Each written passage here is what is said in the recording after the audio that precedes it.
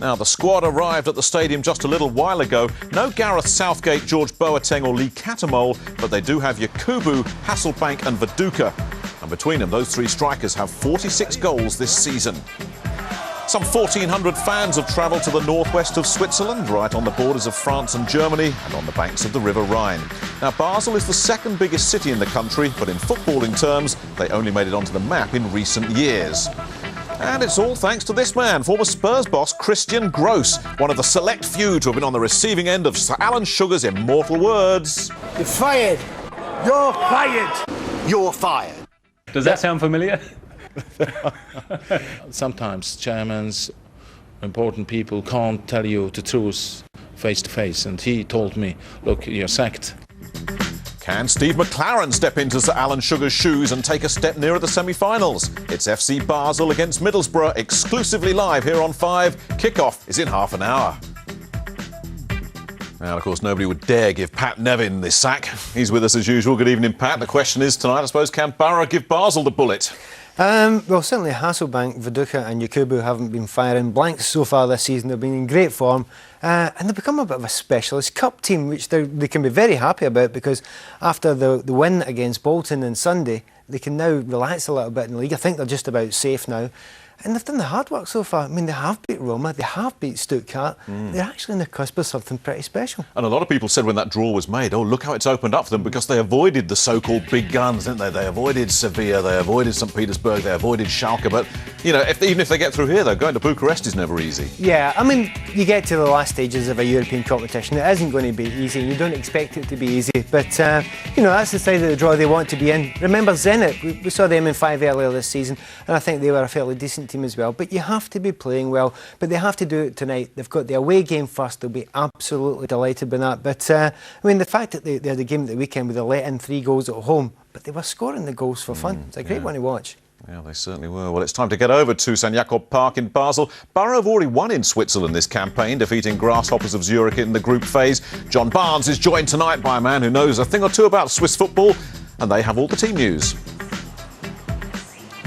Yes, hello and welcome from Basel, where I'm joined, as you say, by a much-travelled man who worked here in Switzerland, managing the Swiss national team, Neuchâtel Xamax, Grasshopper Zurich, Inter Milan and Blackburn, and who's currently the manager of Finland, Mr. Roy Hodgson. Roy, thanks for joining us. Thank you, John. Let's get straight into the team news now. Middlesbrough are playing quite unusual for them in Europe, a 4-4-2 formation with Hasselbank and Viduka up front. We weren't sure whether it's going to be Yakubu, but Hasselbank and Viduka have got the nod, so it's quite an attacking team. Very much so, but I think it was a good decision from Steve McLaren, because they played so well on Saturday against Bolton, or Sunday against Bolton, that I'm... particularly going forward. It'll be very hard to leave them out, I think. Yes, and of course they haven't got Boateng in midfield, and they'll miss him, and of course no Southgate as well, with Kudru going to left back and Pogatet's coming in alongside Riggots. So quite inexperienced at the back, and they'll miss the influence of Boateng. They will. But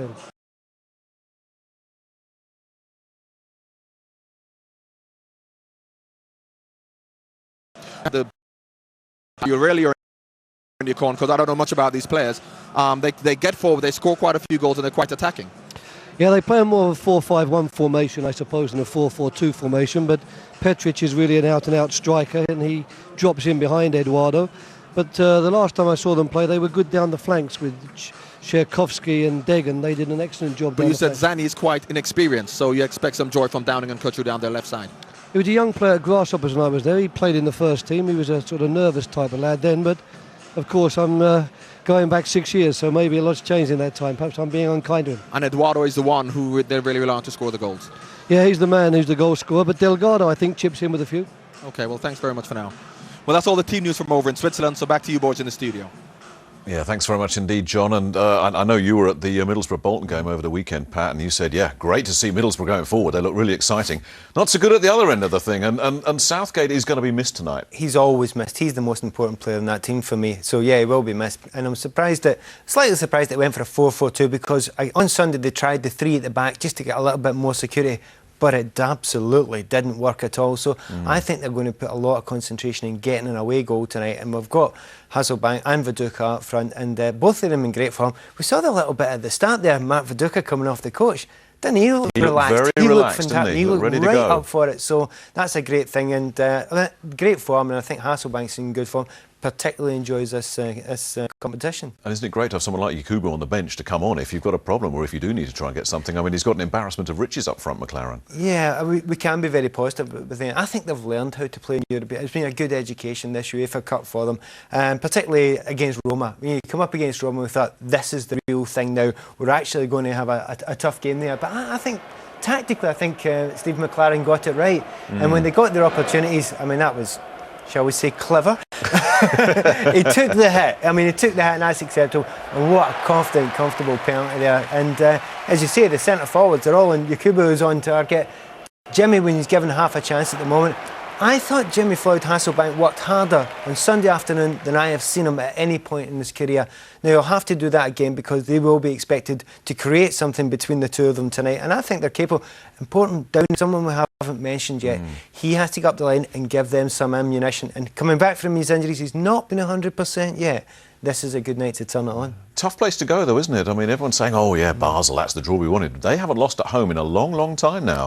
No, they haven't, but they do give goals away. I think, not to go mad in the stats, I think they've lost 10 goals in Europe so far this season. So they do lose goals. And, you know, if Middlesbrough can be tight at the back, it's difficult. They have got a number of players out, as we say. We keep on mentioning Southgate. But I think if you can get 1 or 2 goals away from home in any European competition, I think they should be delighted with that and have a great chance when they get back to the Riverside. Yeah, no question that's what they're going to be going for. So Boro take the confidence from that fine victory against Roma into tonight's game. Now, Basel's coach Christian Gross is a little bit of a joke figure in the eyes of English fans after his time at Spurs, but his credentials at home are impeccable. 5 Swiss championships, 7 successive seasons in Europe, including a notable Champions League campaign. Dave Beckett met up with him ahead of tonight. Winning the championship is one thing. It's very important, the most important thing for us. But to step after not being in the Champions League for 2 years, the UEFA Cup was our big target this season. And in a good day, we can beat each team, especially on our ground. We have a fantastic crowd behind us, and I'm very happy for the team, for the players, that we can do these games against an English team, because I want also that my team is playing with a lot of passion. Exactly. How strong do you think Middlesbrough are from the research you've done? I noticed in your press conference you were talking about virtually every player, so you've obviously done plenty of research. I guess Steve McLaren has found the good mixture between the experienced, well-experienced players and young lads, hungry lads, and he especially is ambitious, and so that makes the side so dangerous. How much of the Premiership do you see these days? Do you watch English football anymore? I lost a little bit contacts to England, but still interesting what Spurs are doing. They had a fantastic season, and hoping that they are doing well until the end of the season. They are in a competition with Arsenal for the 4th place, I guess, to make the qualification games. And maybe if we become champion in Switzerland, it could be a draw between us and Spurs. It may amuse you, you may not know this, but Alan Sugar in England at the moment has become a big TV star. Have you seen the programme The Apprentice? I heard about this, and I flew into Stansted, and I came to the ground of Charlton Ground on Thursday night, and I saw him on advertising, and was very pleased for him that he is a successful man. Everything what he is doing, he becomes a success. And, you know his catchphrase on the Premier is, "You're fired." He has to sack somebody every week. Does that sound familiar? Well, look, he was straight with me, and this was excellent, because sometimes chairmen, important people, can't tell you the truth face to face, and he told me, "Look, you're sacked," and it wasn't good for me, but appreciated this at this time that he's said to me personally. Is this the biggest game of the season so far for Basel? For sure, we can go through. We have the abilities, we have the potential, but I'm aware that Middlesbrough is a very good side. Well, he wasn't the only manager to have a few problems with Alan Sugar. I can't remember who it was, but he's had a fair few. But all joking aside, he really came to England at a time when it was difficult for foreign players, foreign managers, particularly one that no one had heard of, going to a club like Tottenham where the expectations were high, and talking about getting on the train to go to the fans. He really wasn't given the respect he deserved, because he's well respected and a very successful manager over here in Switzerland. Well, he's very disciplined, John. He's, you said about his research, he's a very thorough man. He's a very serious professional, and maybe if he'd have been given more time, he could have done a good job in England as well. But as you say, he didn't come with the right label or the right etiquette, really. But his record speaks for itself, because, of course, here he is now in the quarterfinals, and wherever he's been given an opportunity, apart from obviously in England, he's been successful. Absolutely. He came back here, I think, to Basel, which at the time were a club that didn't enjoy the success they're enjoying today. And really, where they are today is largely down to the good work he's done on the field. Well, people have a bit of a misconception about Swiss football, because it's not a place that you automatically think of successful football, but they've qualified regularly for the European Championships and World Cups in recent years, and they are very underestimated, as you know, because you actually worked here not only with the Swiss national team but also a few clubs. Well, I think, funny enough, the club football, strangely enough, has maybe not always gone in the direction that the country would have liked, but in contrast, the national team has done extremely well, and Basel have done well. And strangely enough, for a club, for nations football, one successful club and a good national team speak volumes. But strangely enough, in the early 90s, the chances are that the league was actually a bit stronger than it is today. Well, a player you had as a young boy in the Swiss national team when you were manager was the goalkeeper today, who you expect, hopefully, fingers crossed from England perspective, will be worked, Zuba Bula. Yeah, Pascal was a young lad when I was working with the national team, and he broke into the squad for the European Championships in '96. We thought very highly of him, Mike Kelly and I. We thought he was going to be an outstanding goalkeeper, and he's gone on to have a very good career. But unfortunately, when he went to Germany, it didn't work out for him, and he had to come back to Switzerland. And I expect he maybe harbours a few regrets that he didn't have the type of career he's had here in Germany. And you think that he really could have gone on to be one of the top goalkeepers in Europe? Unfortunately, it hasn't worked out that way. You really rate him highly? Yeah, we rated him very highly, but I better be careful, because when you say those things, he'll probably make a gigantic error tonight, and I'll look a bit foolish for speaking. Let's hope he is well worked tonight. Let's hope so. Well, that's all the lowdown from the Swiss camp, Basel camp, so back to you over in the studio. Yes, thanks very much indeed. There's around 15 minutes to kick off here on 5, so let's turn our attention now back to Middlesbrough. And Borough's strikers have been taking all the plaudits recently, but their big Australian in goal has also played a key role in Middlesbrough reaching the last 8. 9 years here for you now, Mark. Can you think of a more exciting time with the prospect of these cup matches coming up and also the World Cup in the summer? No, not at all. It's all come to head at once. We've strived for a long time to get to this position where we've been able to compete in Europe. This is the second year running. We need to try and make sure we get there again. And obviously our league position is not great. So we've got to concentrate more so on getting enough points first and foremost in the league to be secure, which we're doing that, and then to make sure we qualify for Europe again for next season. When you saw the draw and you saw it was Basel, presumably you weren't exactly distraught about that, bearing in mind the other teams still in there. Yeah, it's good to be on the other side of the draw from Schalke and Sevilla. I think they're the two big guns that are still so-called big guns. I mean, all the teams that are left are good sides and are there deservedly. So our draw's not easy, but it's great to be able to miss out on Schalke and Sevilla, definitely, and hopefully we have to play one of them in the final. Christian Gross says they've got some free kick takers that are better than anybody at Chelsea. We've obviously seen footage of Basel over the last couple of days, and that they're going to be a dangerous side. But we will probably go over it and have a look at what they prefer to do on what they've done in previous games, and hopefully in the game we can counter anything they throw at us. Does it help you, that sort of research? Yeah, without a doubt. Sometimes I suppose it actually puts an element of doubt in your head, because when they're standing on the edge of the box, you really do not know where they're going to go. I mean, they might have taken the last 5 free kicks and gone one particular way, but at the end of the day, you've got to wait till the last moment and read the free kick. And a lot of times I prefer not to know. Have you had a chat with your Australian mates? I mean, Chipperfield's one of those guys who apparently takes a mean free kick, but presumably you've faced those so many times in training, you're not too scared. Yeah, I mean, of I'm him. a bit surprised at that comment actually. That Chip is a great free kick taker. I know he can whack a decent ball, but I've never seen him as a great free kick taker. I mean, especially with the national team, he's never been there or thereabouts to take free kicks, and at shooting, whenever we had in the national team shooting, you know, he's a decent striker of the ball, but never seemed to stand out amongst anyone else. I really, really hope now that one doesn't whistle past your ear from him. You're not wrong. Never hit you're the not last wrong. of I could it. be putting my foot in that. On a big night like this, there's a lot riding on the keeper to set the tone for the team, isn't there? I got to the stage now in my career where I go out on the football pitch now and I'm enjoying playing and not seeing it so much as being out there and concerned about what might happen and what happens. You know, I go out there and enjoy my football and play as much as I can and enjoy it. Do you dream about a cup treble this season? No, I'm just looking at each game as it comes, and you know, for us, it's again, this is new territory for us again. You know, last season we got down to the final and we got knocked out. Now we're down to the final 8, and it's new territory for a lot of us. So you know, just excited about playing at this level and being so far into the tournament, and only being sort of four games away from being to a UEFA Cup final. And you know, only 2 games away from being to an FA Cup final. So you know, it's a fantastic occasion at the moment.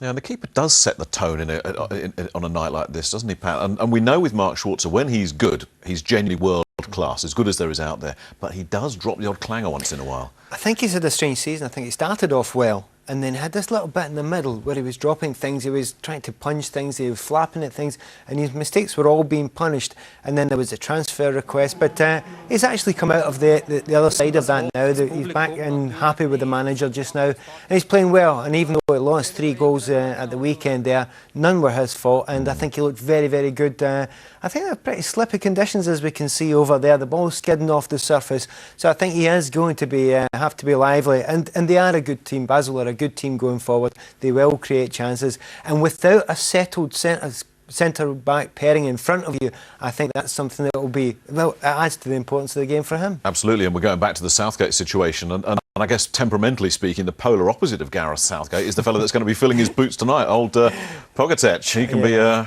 little bit temperamental, shall we say. I have to say, the mad dog was absolutely barking the other day against Bolton at the end of it. And in Channel 5, we've already seen this. This was against Stuttgart early in the season. It was another example where he just can't keep control. He needs a little bit of anger management, the lad, but he is a good player, but he just loses it now. We have to count to 10 when we're angry. He has to get to about 1,000.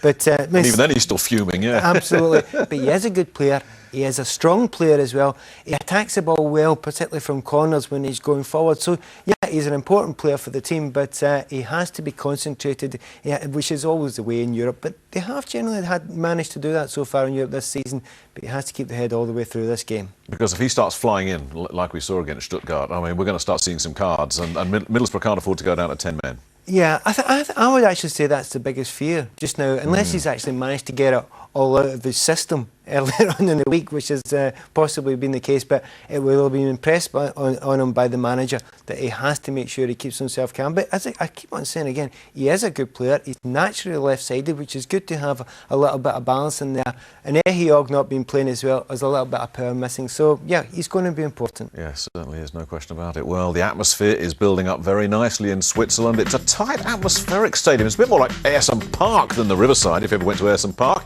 Can Boro take a step closer to the semi-finals? When we come back, we'll find out. It's Basel against Middlesbrough. Yes, and good luck with that. Before we go over to Basel, Pat, some final thoughts from you. Look in the crystal ball. How do you see this one going? Well, and I think it'll be a lot more open than we're used to from Middlesbrough when they go away from home in Europe. I think maybe Boateng and Catamol not being available is another reason why it'll be open. But it's a very, very wet evening over there. It's not too cold, but it's a very wet evening, and quite often you'll find in conditions like that you do get chances, you do get goals, and I particularly think that Viduka and Hasselbank enjoy playing in those conditions and can use them to their advantage. Yes, fingers crossed that you're right, Pat. Right, let's go and rejoin Roy Hodgson and John Barnes. Well, we're right by the Middlesbrough fans, and they're here in force. That's our position, as you can see, and the Middlesbrough fans are in fine voice. It's a fantastic occasion, great day for them, because quarterfinals of the UEFA Cup, absolutely fantastic. Roy, what can we expect from tonight's game? Do you expect Basel to come out all guns blazing to try and blow Middlesbrough out the water? Are they going to try and go a 3-0, 4-0, or would they be happy to not concede? No, I think the most important thing for them is not to concede, to be perfectly honest, because these days you can always score a goal away from home. So I think that Christian will be much more prudent than that, and he'll be telling his team to be, obviously he'll want to attack, but I don't think he'll want to go out in a sort of foolhardy fashion. Well, I'm sure they would have had Middlesbrough watched, particularly in Europe, and do you think they'd be a bit surprised to actually see Hasselbank and also Viduka playing up front? Yeah, I should think he probably would have preferred a 4-5-1, but it'll be a big test for his centre-backs tonight. We'll see how they handle it. So when you say going there a 0-0 draw, obviously, is that the kind of result you think they'll be looking for? Obviously, they'll try and score, but the main thing for them, from their perspective, is not to concede. No, but surely the onus will be on them to attack. They're the home side. Oh yes, I think they'll take the responsibility for attacking, but I don't think it'll be a gung-ho approach. I'm pretty sure they'll be working very hard defensively, and if it is 0-0 at the end of the game, they'll still think they've got a chance. Well, we're talking about the Bolton-Middlesbrough game, where Bolton scored 3 goals against Middlesbrough. They scored 4. Can you see this being 0-0? I can see all games being 0, but I'm a very from a managerial perspective. Both Sam Allardyce and also Mr. McLaren said that, you know, from the neutral's point of view, it's fantastic to see all of these goals, but that's the kind of score they like to see. Obviously, you're a manager, you like to see that as well. Good organised defensive play, not a 4-3 or 4-all. No, I suppose it depends whether you're actually on the bench of the team concerned or whether you're watching as a spectator. But it was an excellent game on Sunday, and if we get anything like that quality of entertainment tonight, we're in for a good game. Well, let's hope it is Basel 0, but let's hope Middlesbrough score a few goals. Right, kickoff's a few minutes away, so let's get up to our commentators, Terry Butcher and first John Helm. Thank you very much indeed, John. Welcome to the land of yodeling and cuckoo clocks, talking of which Basel is host this week to a watchmakers convention, so there's not a bed to be had anywhere in town. And just like us, the Boro players have had to make a lengthy journey just to get here. They've been based in Zurich, a good hour and a half away, and they've spent a lot of time on the road. So let's see if they can call time on Basel's UEFA Cup run.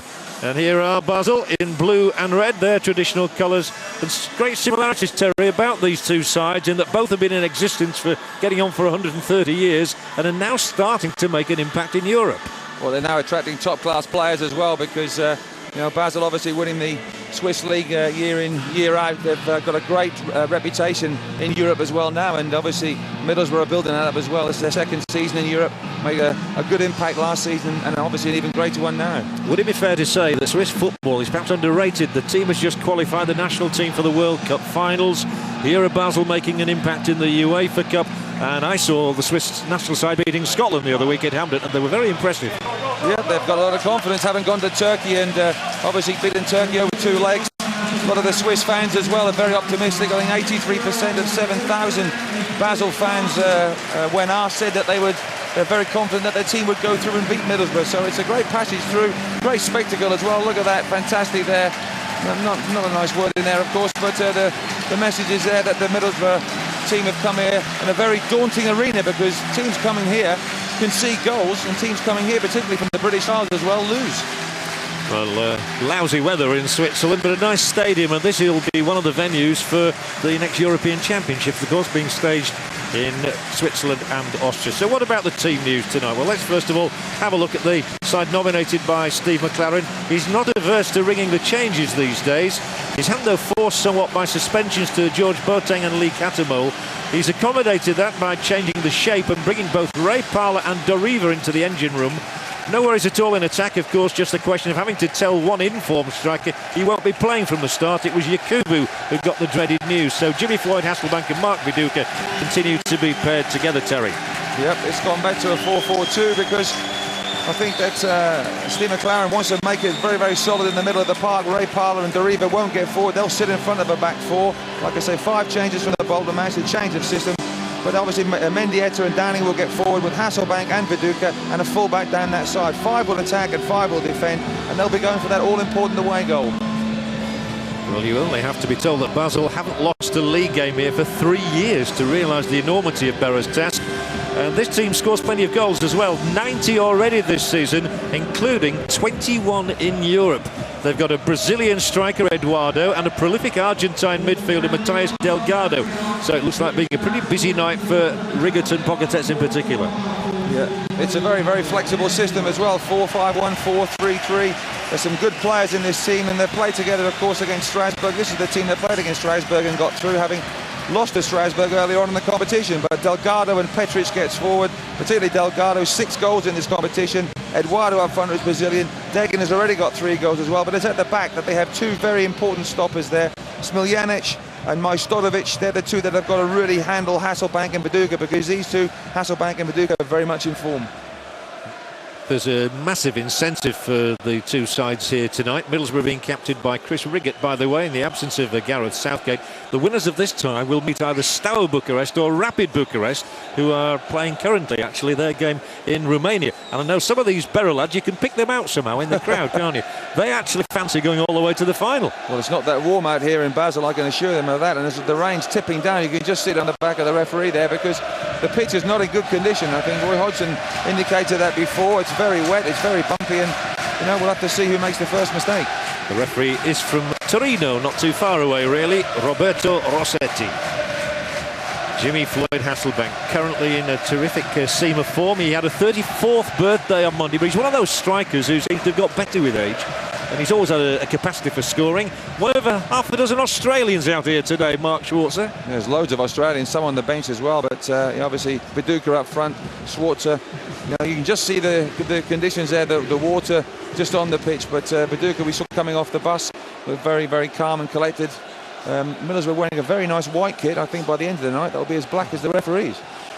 And seeing if they can go a little further than they did last season. We enjoyed being with Boro in the UEFA Cup last season. Sporting Lisbon finally put an end to their campaign. They of course went all the way to the final, and this is only the 2nd time in 113 years that Basel have reached a quarter-final. So rarefied territory for them. You think of rarefied atmosphere in Switzerland somehow? Yeah, but they enjoy playing at home. Like I say, they haven't lost here in the league for 3 years, so they're really, really confident, really up for this one. So you don't want anybody to make mistakes early on. Yeah, look, people are going to slip and slide around out there. Important they've got the right footwear on. Here are Basel now. They had a spare day at the weekend. There might be just a bit too much pace on this ball. There is. That's gone dead. At the weekend, their game was abandoned, postponed. Steve McLaren's sitting down, but it looks as though he's concerned with events elsewhere at the moment. I'm not sure he's looking at the pitch. They haven't found a seat for him. That's the problem. No room in the house. I hope someone's not in his seat, because he needs to see the game. You have a difficulty sometimes if you want to see the game, because you do get a much better view up there. We've got a great view, of course, in our position, but Steve's got a good view. You can see that. You can see the Boro fans in the background as well. Now it's just being singled out to EC. Now moving somebody out to say he can come in and sit down. But sometimes communication from that position can be difficult. Well, joking aside, it has been difficult finding anywhere for us to stay in Basel this week. Most folk are situated about 120 kilometres away. Anyway, we're back to the events on the field here for Hasselbank to roll the ball forward to Doriva, and then it will go back. Frank Coudreau, the Frenchman. Viduka, who was outstanding at the victory against Bolton Wanderers at the weekend. He really has been playing very well. Now that Hasselbank's found some space down that left-hand side, 2 men calling for it in there. Viduka is the one who's come short. If it had gone a little bit longer, there might have been something for Mendieta on the cards. Picked up by Ray Parler. And a poor clearing header. It dropped at Mendieta's boot. He couldn't control it. And the ball running out over the sandpit, as we were calling it earlier. There's Christian Gross, who, as we heard earlier, had that spell at Tottenham Hotspur. Might be something here. Hasselbank and Viduka combine, downing the latest recipient of the ball.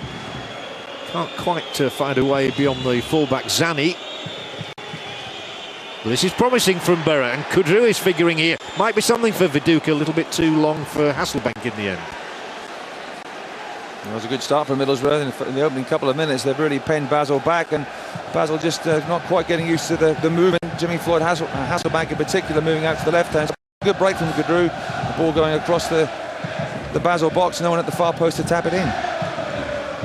Encouragingly, Boro's record away from home has been excellent. They started with a draw in Greece against Xanthi. They won here in Switzerland against Grasshopper by a 0-0.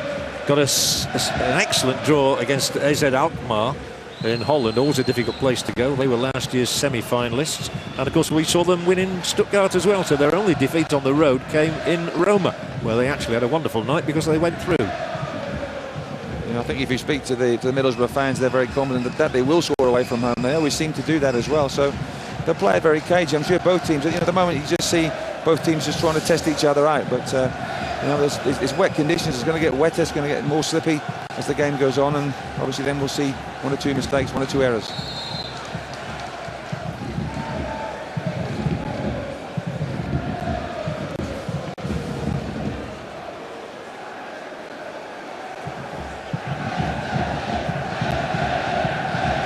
Ball out is Majstorovic, the Swedish international, and a flicked header here, but it won't cause a problem from Steryovski. By the way, we do apologise if anybody was offended by that banner that the cameras caught just behind one of the goals before the kick-off. A very unnecessary banner which was being displayed, and our apologies for anybody who might have been upset.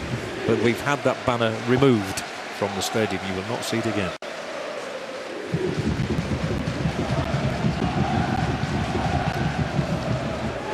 Forward from Pogatetz. The only man, by the way, who's played here before in the Boro side. He came as a member of a team called Aarau in Switzerland, and he wants to forget about that match. His team lost 4-0. Let's hope the scoreline's nothing like that tonight. Well, unless Boro win, of course. Yeah, I'd be nice if they did, but 4-0, that would be the end of either team's progress in the UEFA Cup this year. I don't quite think we'll see 4 goals tonight, but you never know. Swiss footballers have the lean years, but they're very much improving at the moment. They've got some excellent players, and they're showing plenty of steel. We were talking earlier, Terry, about the fact that they qualified in the most intimidating of circumstances in the World Cup, in the playoff against Turkey of all teams. Yep, they had to go to Turkey, didn't they? That was extreme provocation. It's a very hostile country to go to, and Turkey fancied their chances very much, but Switzerland had in Germany in 2006. Bad foul on Viduka, the tackle from behind, and that cannot be done, of course. And referee Rossetti is going to have sharp words there. Yeah, with the Bar, full name Papa Malik Bar. Comes from Senegal. He wasn't in the World Cup squad 4 years ago. It's not a bad one early doors, right at the early stages of a game. Slippy conditions there. Viduka sort of waiting for the ball to come to him rather than go towards the ball, but it was a crunching tackle, sort of tackle that you like early on in a European match in particular. No card. Sliced up in the air. There are going to be a lot of mistakes, I fancy, made out there this evening. Hustle forward up to halfway, well met by Riggots. It does seem strange not to see Gareth Southgate out there. He's a dominant player and a calming influence. And a mild surprise maybe that Ugo Ekihog has been left on the substitutes bench. Pogatetz will roll it across for Australian goalkeeper and number 1 for the World Cup, Mark Schwarzer. Did ask for a chance for earlier in the season, having been left out for the FA Cup tie against Nuneaton, but was quickly resolved in a couple of weeks. But maybe he did have the World Cup on his mind. Free kick against Boro this time for the foul here on Delgado. He's the Argentine, the second top scorer in Swiss football, and Ray Parler really slicing through him. Yep, I think there's one on challenges so far. One for Papa Malik Bar and one for Ray Parler, but referee right on top of the situation, no cards. It's more skillful, better movement out there to involve Berner. And there is Barn. You do tend to see in these conditions a lot of players sliding in, of what they can get away with and what they can't. It's broken here, and Middlesbrough have 4 going forward, quite slickly too, but Hasselbank's just played it too far ahead of himself, and it's all broken up by Majstorovic. But it's already back with Downing, who needs a big game or 2 at the moment. He must still be in Sven-Göran Eriksson's thinking. It's Viduka, he's one-on-one with Majstorovic, and he'll get a corner out of this for Boro. Yeah, it was a wonderful ball from Deriba, I think, that set up Mark Viduka in the left-hand channel. It was a lovely switch of play from right to left, and good touch from Viduka. In the end, Majstorovic conceding the corner. So this is where Middlesbrough have got a bit of height. Basel getting everybody back virtually in the box as well. So Middlesbrough have got good movement, good height. Let's hope we have a good delivery. Well, it looks like a good delivery, but Zubabula decides to punch. Mendieta decides to head the ball back, and then it will come his way again. The new haircut as well, Mendieta. Slipping the ball through, Hasselbank goes for goal first time. Typical Hasselbank, that doesn't hang around. He has a very short backlift. There's It's well worth a try. Good run by Mendieta. It was well cleared there. Lovely ball inside, a bit of a nutmeg. He hits it first time. He's just coming onto it a bit too quickly. Can't get his body angle right. And then comes through with the ball. Bit of a hook, I would say, in golfing terms, but well worth a try. If anything, Jimmy Floyd Hasway just playing slightly off Viduka. So, Middlesbrough playing virtually 4-4-1-1 at the moment. Zani's long ball up here. Accepted by Eduardo. The Brazilian's got a free kick. Eduardo, 10 goals this season, 3 in this competition, including 2 against Strasbourg in the last round. Yeah, that was a bit of a wild challenge there from Pogatetz. He was finding it hard to really get the ball because it was well guarded by Eduardo, and now this is a dangerous free kick. It is, which Petric will take, and there are at least 6-7 blue and red shirts in there. Schwarzer beaten 3 times at the weekend by Bolton Wanderers. This is a difficult one. Oh, it was, and it was well delivered, and the little flick header just carried the ball wide of the upright. But how close was it? It certainly was very, very close. Bolton just staying out, trying to hold the line away from Schwarzer's goal. And Flickon was coming at the near post. Here it comes. There's the touch. There's the touch. And that may have taken the deflection of a Bolton defender. The referee, I think, initially pointed for a corner. Middlesbrough. Sorry, Middlesbrough, yes. Well done, John. They're playing in white here as well. Exactly. They look like Bolton, don't they? Yes, that's right. We're well used to seeing Bolton on fire, but unfortunately they're right. Middlesbrough are in. Viduka now. He seems to have little spates of form every year, Mark Viduka. There's the opportunity for a downing cross, which has gone behind due to the tackle that came in on him from the right fullback, Zani. But do you agree with me about Mark Viduka? He seems to have very good little runs of form where he picks up 7 or 8 goals in a few matches, and then you don't hear from him for a week or two. Yeah, it's very much about confidence with Viduka. I mean, if he's scoring goals, his confidence is high. He'll try things, and he's got a wonderful technique, wonderful strength. Sometimes you question, his fitness levels and everything else like that, but there's no doubt about it. When he's on his game, when he is on one of his runs, he's a fantastic player. Eduardo now juggles, as all Brazilians love to do with the ball. That's a bit of a giveaway. Comes here to Berne, who is an international, though not currently in the side. He figured in the Swiss side in the last European Championships. Moving forward this time, Smiljanic.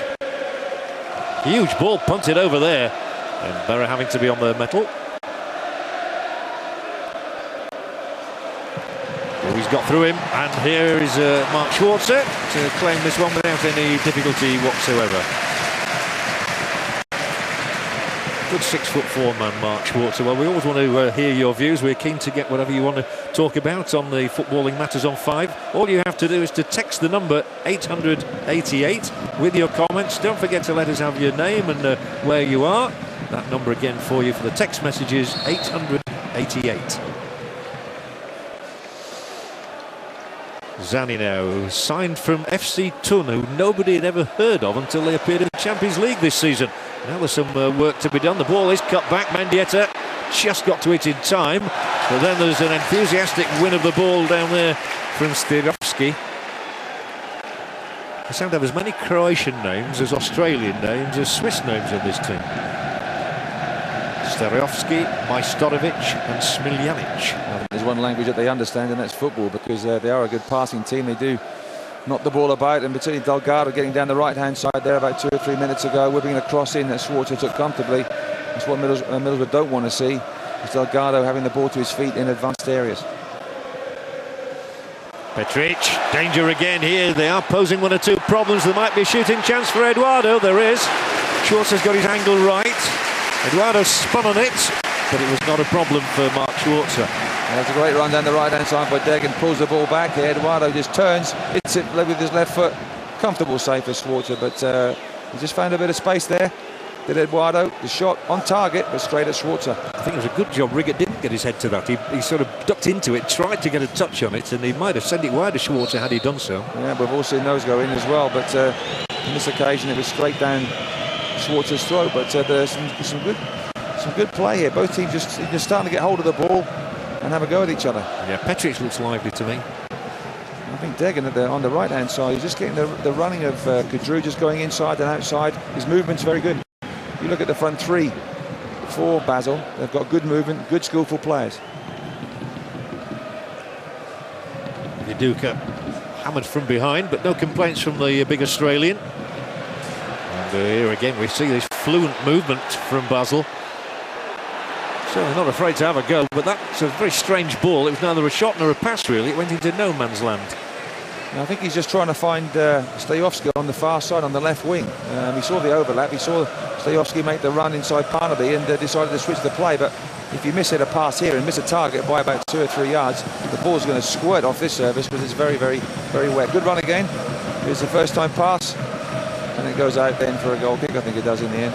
Yeah, it was from Delgado after good work again from Dagan, the one you picked out a moment or two ago. Even his hair's going to get plastered tonight, and he's got one of those cockatoo cuts, hasn't he, at the moment? Something we needn't worry about. There it is. I've never had one of those. Viduka, clever use of the chest to direct the ball to Mendieta. Hasselbank, though, can't get to the next pass. But he hustles back as the ball is played right by Delgado for Zani. Then Delgado again. Oh, clever ball. It's over the top of Kadru. Now then, can he get back to cut out a cross? Yes, he can. Well played, Frank Kadru. Great recovery tackle by Kadru, but once again, that man Degan with good pace down the right. Sliding tackle coming in now. Had to be a good sliding tackle. Had to be well timed, and it was. But Degan is the man so far who's caught my eye, particularly on that right-hand side. Yeah, his twin brother is in the Swiss national side at the moment, Philip, and he was fantastic at Hampden Park for Switzerland. Again, down the right-hand side. Here it is. It's away by Viduka. Might be shot from Bar. There is, and that one is charged down by Pogatetz, but I think it might be a handball given. He'd probably say he couldn't get out of the way. It was a very good Middlesbrough break there, which was halted by referee Rossetti. Here's the touch. He thinks about the shot. And yes, well, I think he did just move his hand there. Here's the shot coming in. There's the arm. The hand just goes down there. He knows the ball's in that vicinity. He puts his arm down. Just instinct sometimes more than deliberate. Now let's see how good they are on free kicks, Terry. Delgado is number 20 in the centre of the triumvirate there. On the left-hand side, Smiljanic.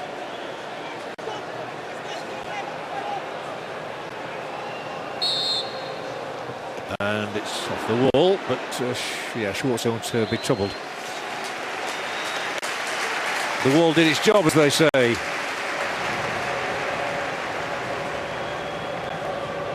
would imagine he'd be quite happy with the way things are going at the moment. So, can this pressure tell from Basel? Yeah, from Petric as well. A bit flat. It's amazing how many corners we see like that nowadays. I hardly ever see one of them come off. I remember Manchester United used to do that trick with Teddy Sheringham coming in towards the near post, just peeling away, low-driven ball. Beckham used to drive in, and in the end it was Sheringham that would put the ball on the back of the net. Steve Harrison. I think you've got to be called Steve, haven't you, Middlesbrough? Steve McLaren, Steve Round, Steve Harrison. Once connected with England under Graham Taylor, of course. I'm just reminded they have a chairman called Steve as well, Mr. Gibson. Up towards Hasselbank, who for me, and I'm not just saying this, has got to be one of the best chairmen in football, because he really did stand by Steve McLaren earlier this season when he was having a bit of a torrid time, and it's been proved the correct decision, very much so. Danger now, maybe. If this one is hit, they're trying to catch Kadru out once again. They're deliberately aiming the ball over there, aren't they, towards Dagan? Yeah, they're trying to find him out. Mark Viduka just went down just inside the Basel half, but he's on the ball now. It looks to be okay.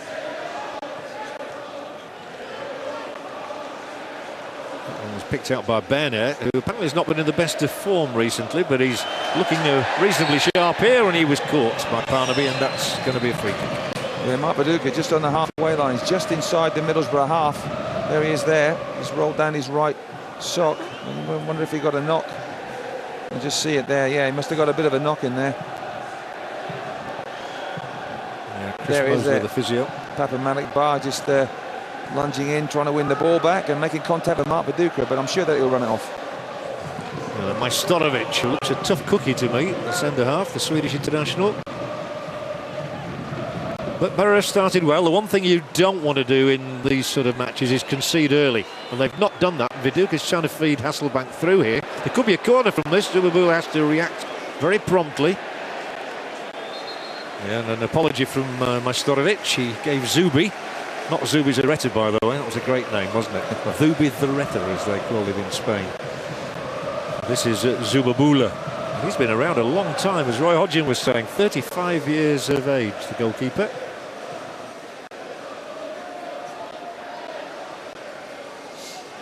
Covering work from Smiljanic. He's over there with Downing now. He's not seen a great deal of the ball yet, and he won't get it this time either. The whistle's gone from our Italian official, Signor Rossetti. Spotted a foul there.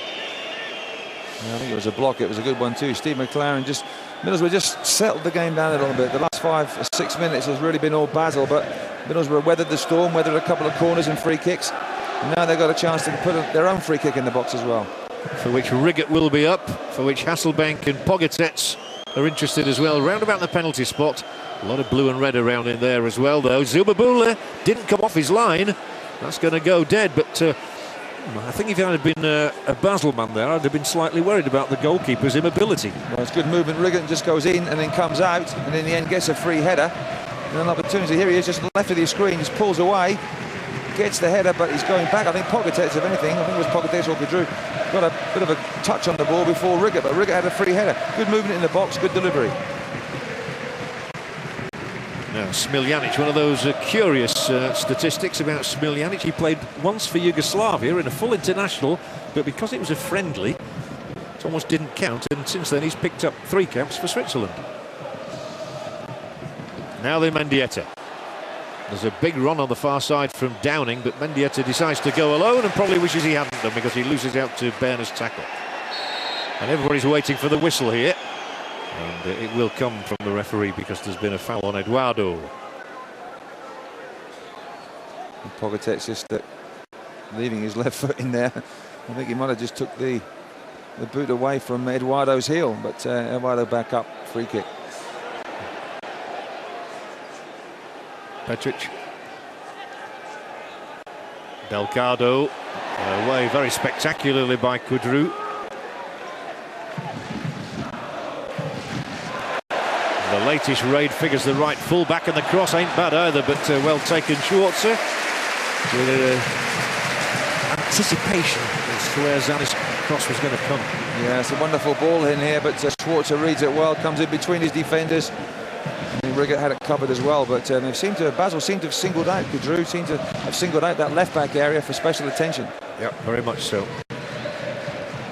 Well done, De Riva, who was first to react quickest there to the ball, and tries to find Downing, who will claim a throw-in. There's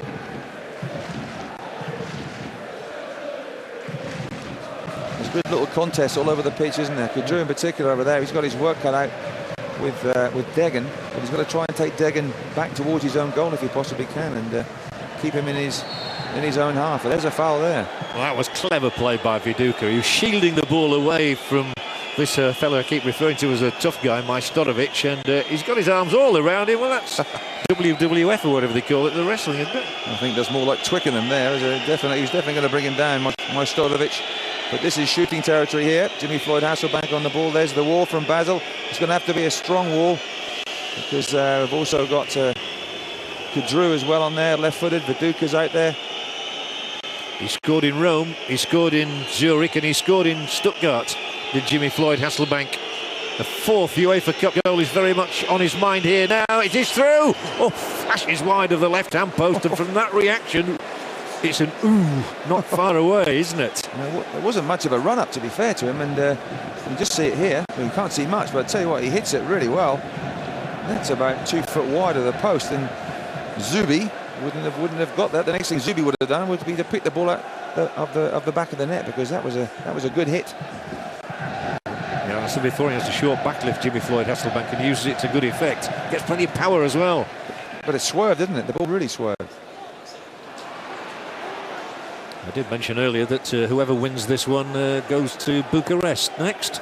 And at the moment, Rapid and Steyr are tied at 1 apiece.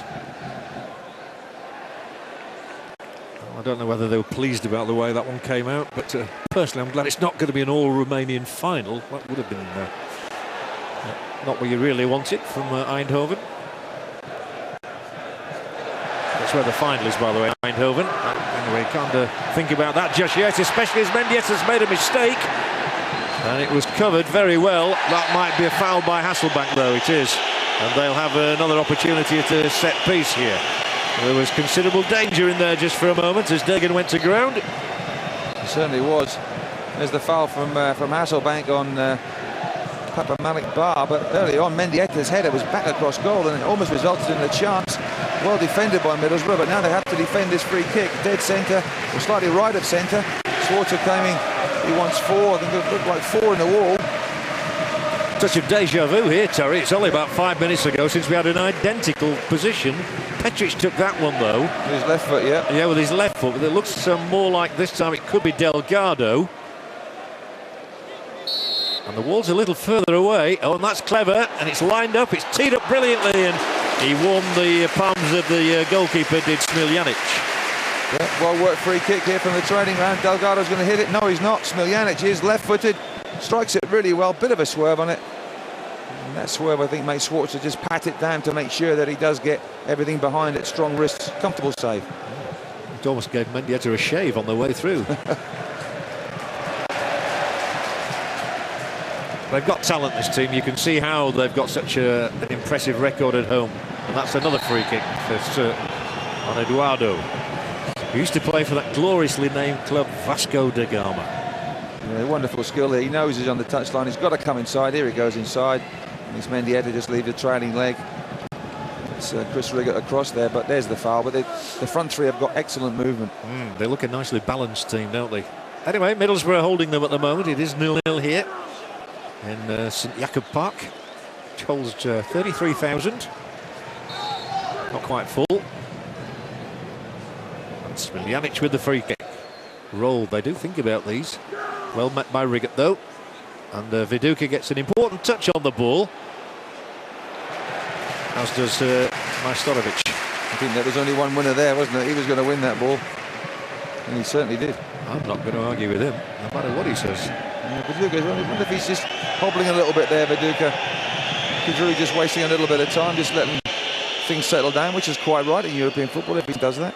Always a good ploy, that one, isn't it? Absolutely. Bootlaces. It's amazing how they come undone. Probably even got any laces. Oh, if this one gets forward now sharply, Boro could be having to backtrack. Well, they have done, and there are 2 banks of 4 lined right across here. So they've done very well. And Parnaby continues to do well. The throwing goes against him, however.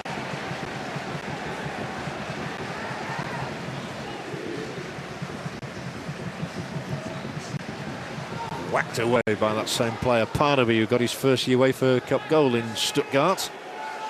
The round before last, remember, of course, Boro knocked out Roma in the last round. That made a few people sit up and take notice of them, that's for sure. Parnaby also got the winner on Sunday as well. He did against Bolton. He's got 4 this calendar year, having never scored in the previous 6 years. He played right wing back, I think, on Sunday as well, and got forward Yakubu's cross in the last minute, and he was there on the far post. So he's had a good couple of games. It's been a adventure for Boro. When you think that last year they came up against the likes of Lazio and Sporting Lisbon and Villarreal, and here they are now playing the top Swiss side. They've won the championship here 3 times in recent years, Basel. They've just played Roma as well. I mean, these are heady days to be a Boro fan. But also as well, with Bucharest coming up, those Boro fans will be saying, look, you know, and they are saying, you know, we've got a right good chance of getting through to the final, and who knows what might happen there. Still quality teams in the other section of the draw, but they've got a right good chance, and it's different when you can see, when the draw's already been made, you can see that route through to the final. Yeah, those lads have had years of going to Hartlepool and Darlington. Better places, no, bigger names than that, of course. They've been in the Premiership for some time now. Here's a shot which Schwarzer will again grab without any problem whatsoever, but they are starting to create 1 or 2 little openings, and there was that one there for the midfielder Styriowski. Yeah, it just came from the long throw. There's the flick on the far post, hits it down, takes a bit of the sting out of it. And Schwarzer's had about 3 or 4 comfortable saves, and he'll be quite happy with the way that he's handled the ball so far. Mendieta looked to get a return ball. Christian Gross wasn't too happy about the finish. Schwarzer so far has looked very competent, as we all know he is. Parle, a little deft touch on the ball, and then Hasselbank. Oh, he's knocked it into the ground where Parnaby had just come from. So away goes Petric, Mladen Petric. 6 caps for Croatia. He's got, and a slip by Kudru. This is really dangerous now. Oh, and that might be a penalty kick. Oh, it's a dive. It's going to be seen as a dive. Well, it's more and more prevalent in this game, isn't it? It's one of the major talking points for you. And David Dagan there has been punished by referee Rossetti. Has he got a smile on his face? Let's have a look at it. Did he dive?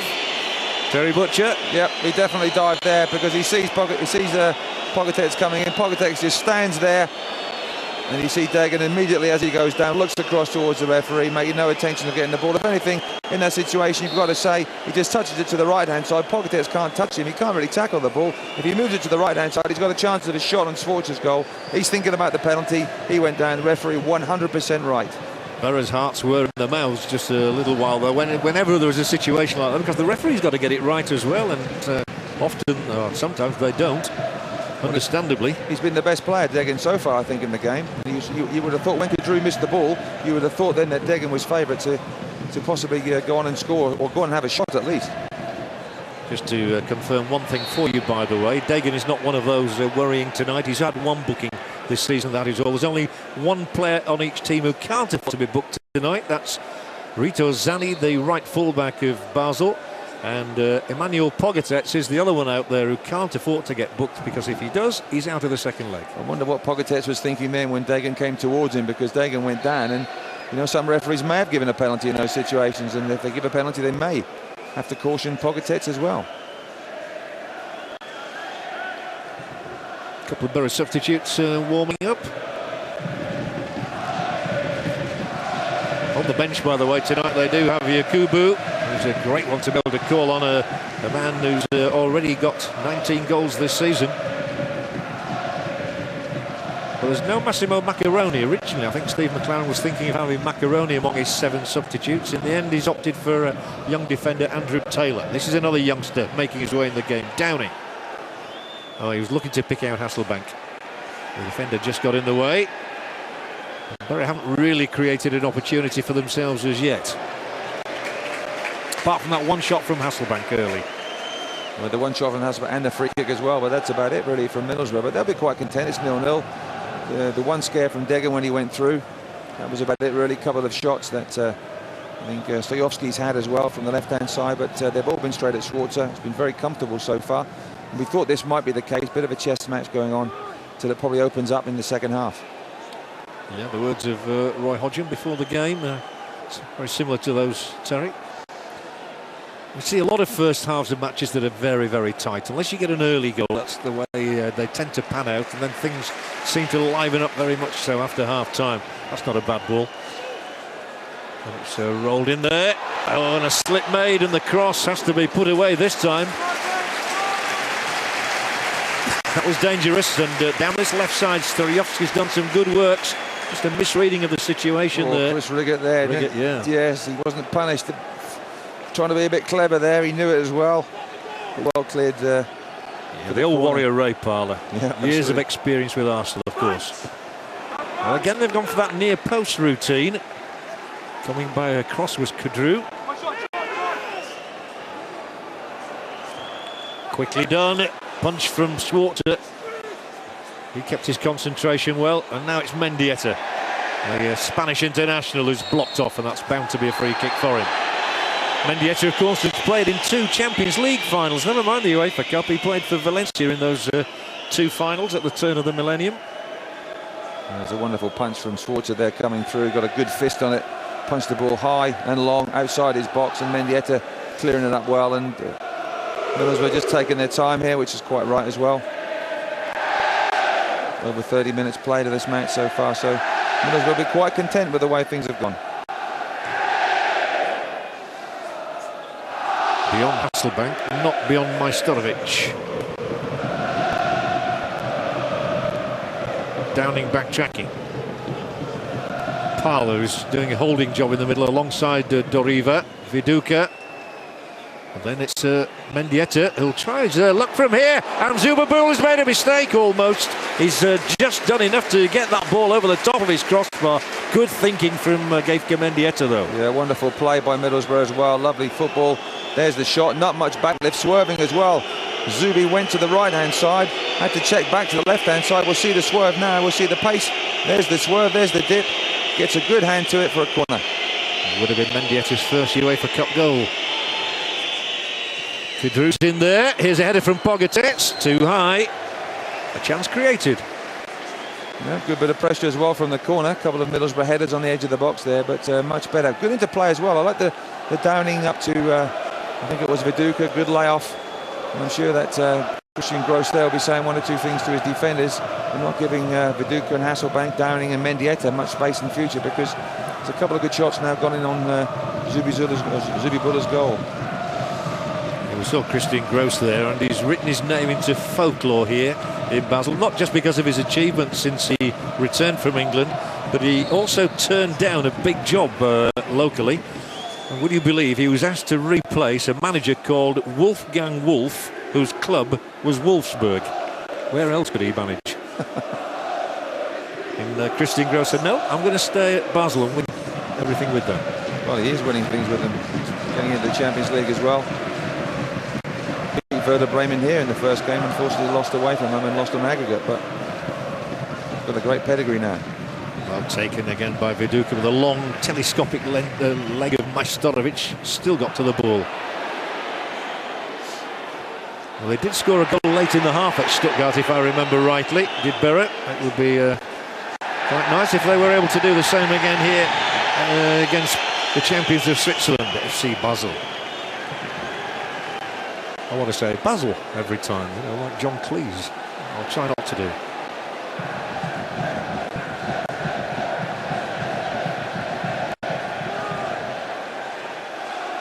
Barnaby for Paolo.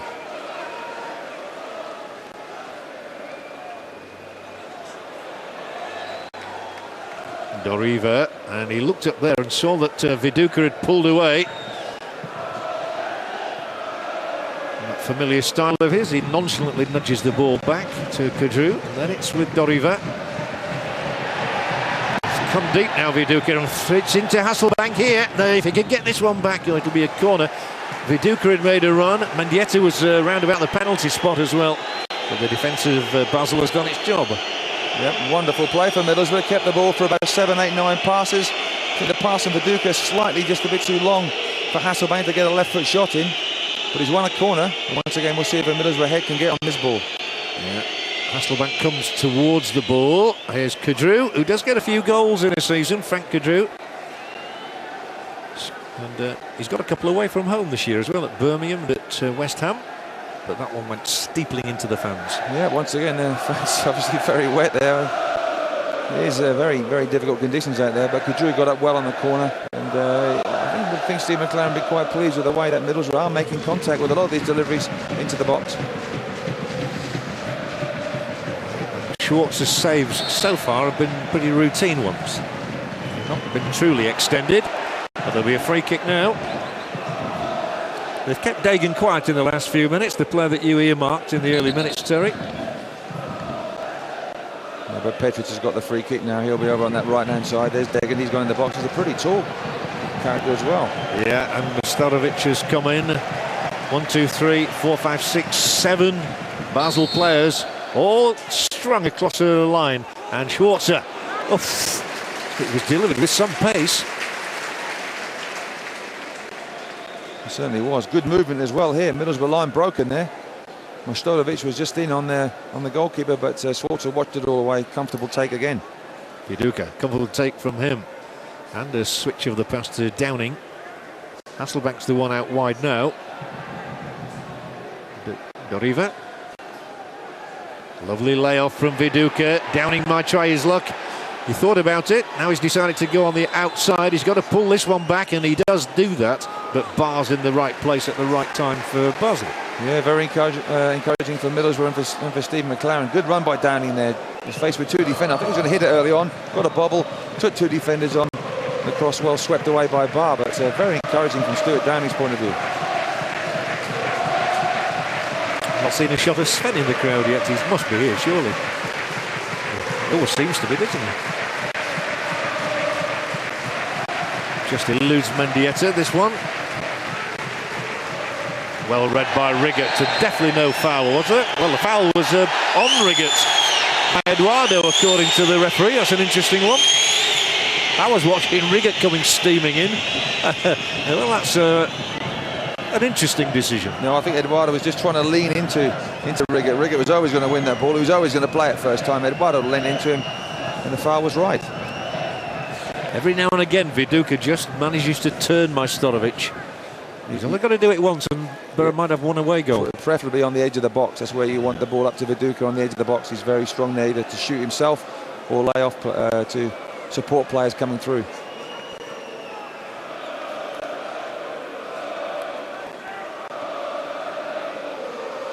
But overall, not about 35 minutes at all for Boro. Viduka's in there once again, but this one is away as far as Riggots, whose white shirt is no longer white after that little skid along the turf. Up towards Hasselbank, through to Viduka. Hasselbank again, Downing's wide.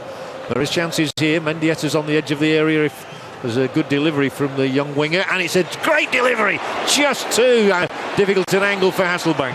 What a good ball in from Stuart Downing.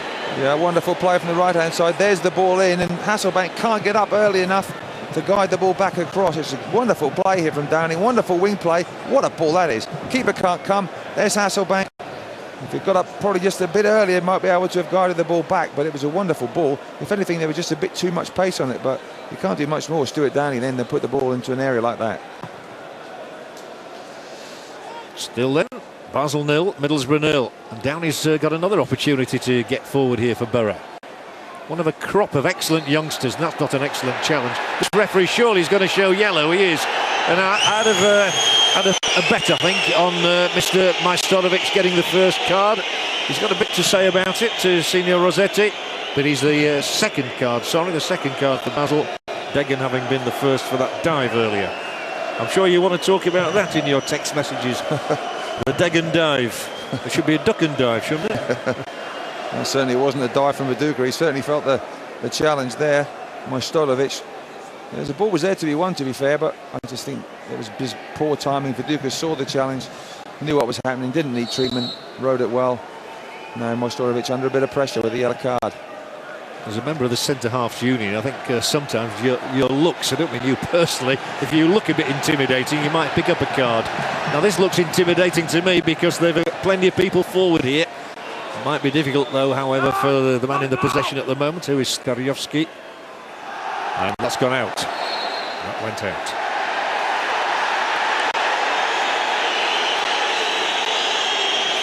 The point I was making a second ago, Terry, perhaps rather clumsily, is that Majstorovic looks a hard man, and sometimes looks can count against you. Yeah, they can do. Well, it was an ugly tackle, put it that way. It wasn't a pretty tackle. It was an ugly one. Deserved the yellow card, but he's now got to walk a bit of a tightrope. That ball there, as we can clearly see, was out. First look towards the linesman, thrown to Boro. You don't associate the word subtlety with Majstorovic. That's come off Hasselbank. Well, we're getting close to half-time. Always important minutes, I feel, just before the break. Arsenal proved it the other night with that goal from Fabregas, which really deflated Juventus. Free kick here, but Boro don't want to be deflated. Has he been to the same barber as you, by the way, Terry? Yeah, they're just foot up there. He doesn't make contact, but they have this rule. And the constant is creeping into the English game, or the British game now as well. As soon as you raise your stud, as soon as you raise your foot, it's a free kick. Boro have got to defend this well. They have. Delgado wicks it in. Oh, it's not a good delivery though. Too much height, too much loft, too much distance. Thank you very much, Schwarzer. And a good throw as well for Downing, who featured prominently in the last few minutes. This one though won't get across to the intended target, Hasselbank. Oh, clever turn from Petric, very left-footed player. If he times this one, Boro will be in a spot of bother, as the Staryovski has all the time in the world to measure across. Instead, Delgado's the one to get the ball in. Shout for handball against Mendieta. The referee didn't agree.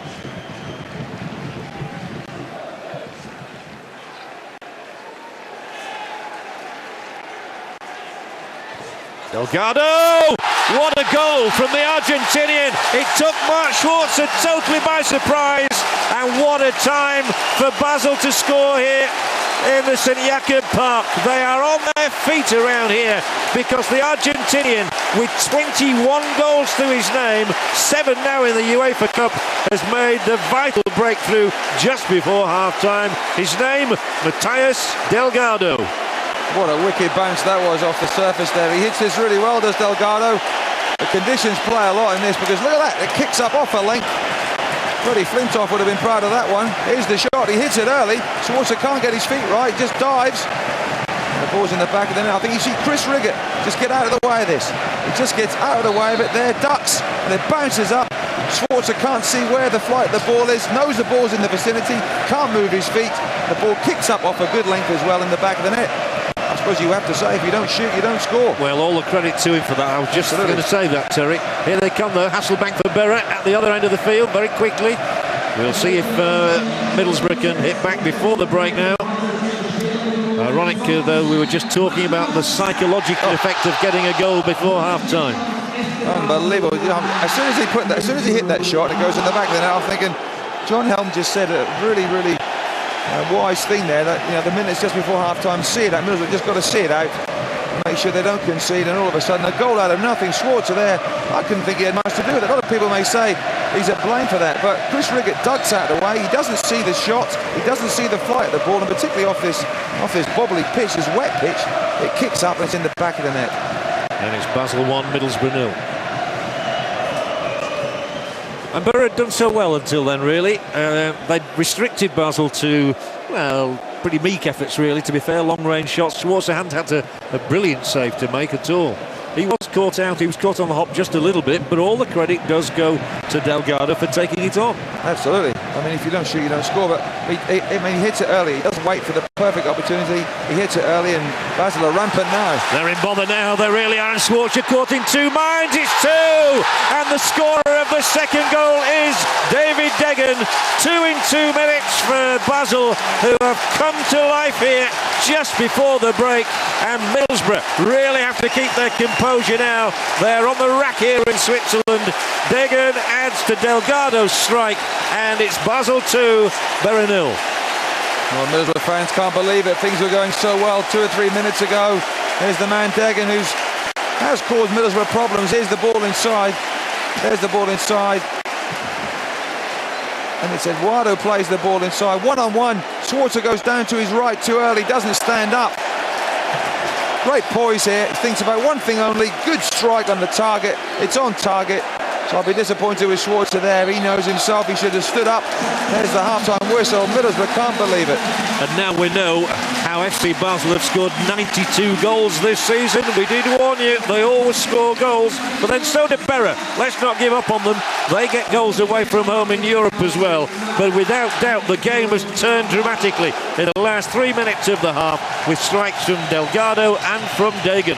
There is going to be much to discuss for Nick Holling and for Pat Nevin as we take a break with a half-time score here in Switzerland. Basel 2, Middlesbrough 0. Well, the warning signs have been there, hadn't they? 2 sucker punches in the last 3 minutes of that first half for poor old Boro has left their fans feeling down and out in Basel. We'll have the thoughts of Pat Nevin in just a few moments. But first of all, before we do that, I think we need to go back to Basel and get the thoughts of Roy Hodgson and John Barnes on that first half. What a disastrous last 5 minutes of the first half for Middlesbrough, because until that point, Roy, we're sitting here saying it's going comfortably for them. Maybe they're not creating much, but we couldn't see where a goal was going to come from because both defences were on top. Maybe from set pieces we thought that may have been a possibility, but everything was going smoothly. Absolutely. I think the only danger I really saw was, funny enough, from Deggan, the guy who scored the second goal. I thought once or twice had some quite good movements down the right-hand side, but basically I thought that Middlesbrough were looking comfortable. Well, they were, and I suppose that we'd say the conditions had a part to play in the first goal, because when Delgado cut inside, he must have been 30, 35 yards from goal. You didn't expect any real problems, because Schwarzer is in a decent position, but he doesn't push off at all. The ball took a bit of a bubble, but he just doesn't push off. Yeah, the ball bounced very unkindly for him, but I think you're quite right. I don't think he managed to get his feet moving as he would have liked, and then the bounce of the ball beat him. Yeah, I mean, it did take a horrendous bounce, but nevertheless, if he took a step, maybe he would have been able to get across to it. I agree, yeah.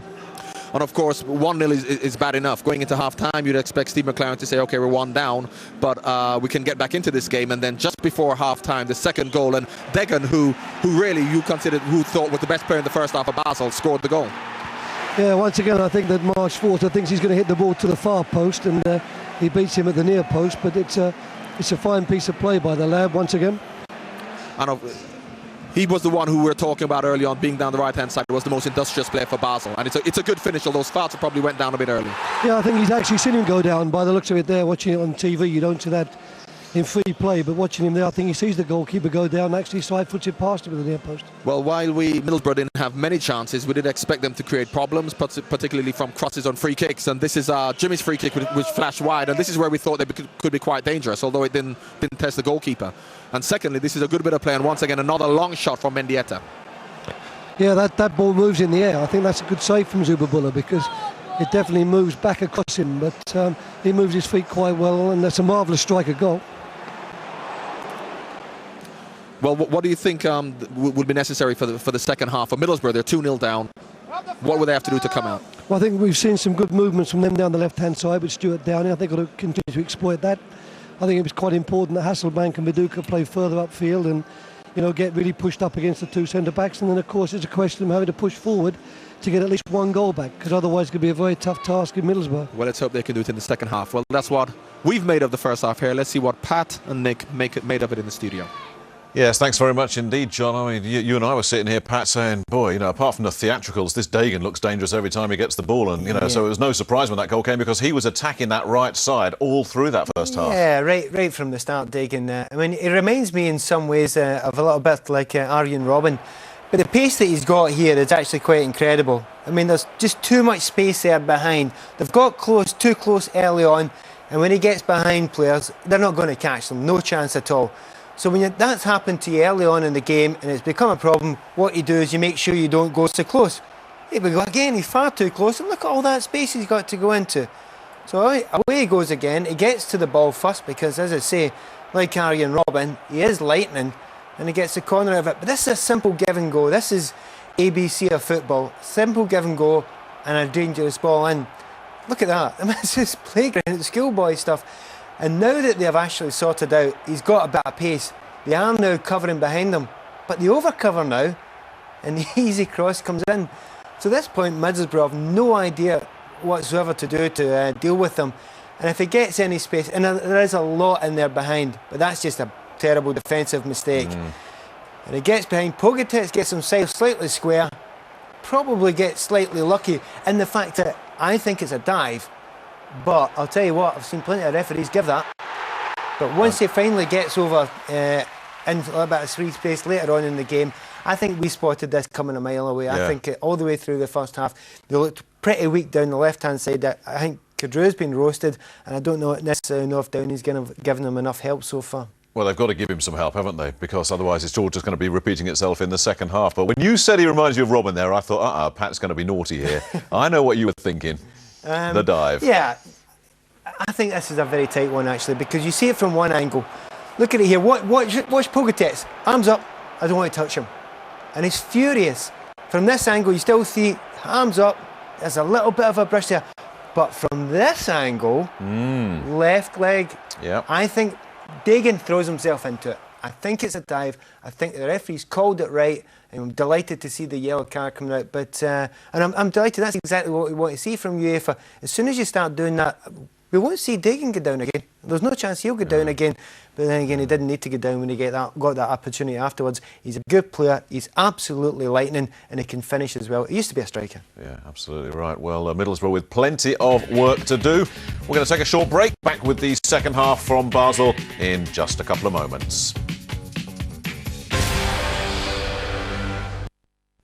Welcome back. Well, it's been bad news on the pitch for Middlesbrough. They trailed Basel 2-0 at half-time, and there could be some bad news off it as well, because there have been some crowd disturbances during the half-time interval. John Helm, what can you tell us? there has been some trouble, and riot police have been called to deal with it. From what I could see, there were a few Middlesbrough supporters got involved in a scuffle, a little bit of a fight. The riot police have come with their shields, and there may well be 1 or 2 arrests to report later. I'm not quite sure what kicked it all off. We're obviously up on the gantry in our television commentary position here, a long way from the trouble. It seemed to last for a minute or two, and we hope it's all now been sorted out and that there's been nobody badly injured in all of that. 1 or 2 punches certainly were being thrown. The other thing, Terry Butcher, just to mention, is that Mark Schwarzer, perhaps disappointed by his own performance in the last few minutes of the first half, came out to warm up long before everybody else. Yeah, it was about 5 minutes before the teams emerged. He was out there with Paul Barron, the goalkeeping coach, and Paul was drilling shots at him and getting him to move his feet across the goal and things like this. And more people may say, well, it's a little bit too late, but it's very slippy conditions out there, and it's not so much with the ball coming off the pitch. You've got to get it, try and get your feet right. And on this service in particular, if you do make one slip, as we saw, it could be fatal. Now, a few weeks ago in Stuttgart, Middlesbrough were in a healthy position. They went in a goal to the good thanks to Jimmy Floyd Hasselbank, and then Stuart Parnaby came up with a goal in the early moments of the second half. It'd be rather nice to think that somebody in the whites of Middlesbrough tonight could do something similar. And it's worth pointing out that the scoreline ain't all that bad, because if Boro can get a goal, 2-1 would ultimately turn out to be a good score. Yeah, I think speaking to some Middlesbrough fans before the game, they would have settled for a 2-1 defeat away from home as long as they called that away goal. And even though Middlesbrough, it was a manic, crazy last couple of minutes at the end of the first half, they're 1 goal away from this being a good result. That's how bizarre football can be sometimes. Yeah. So that's on the positive side. What they can't afford to do is to concede a 3rd goal, really. Then they are in deep trouble. Free kick for Basel. Funny, isn't it, how it was always known as Basle when I was a boy at school, but now we're told the correct pronunciation is Basel. So that's the way we're calling it. And the ball is now with Basel's Majstorovic. They've been a handful. The 3 decided at Christian Gross to play 4-3-3 basically tonight, with the bar the middle of the central 3, and for Dagan to attack down the right, Eduardo through the centre and Starijovski on the left, and it's worked well for them. It has worked well for them, but ironically the 2 goals at the end of the first half came in a period when Middlesbrough were possibly enjoying their best spell, Downing in particular down the left-hand side, and it takes a second to score a goal, and we all saw what happened with Delgado's shot, but that gave them a lot of confidence. Got the second one, and now Middlesbrough have got to try and rally round, keep their shape, keep going, keep getting Downing on the ball, and keep having a belief that they are going to score. The push was from Parla. The free kick is for Basel.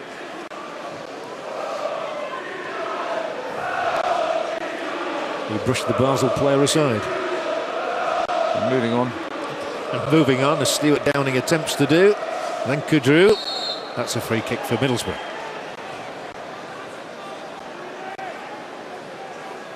Yeah, he's been a handful, Dagan. I mentioned his brother earlier. Very, very promising. Twin brothers. Not often you get twin brothers who are as good as this. I remember the De Boers, of course, Ronald and Frank. I understand that Steve McLaren is still in the dressing room. Offside.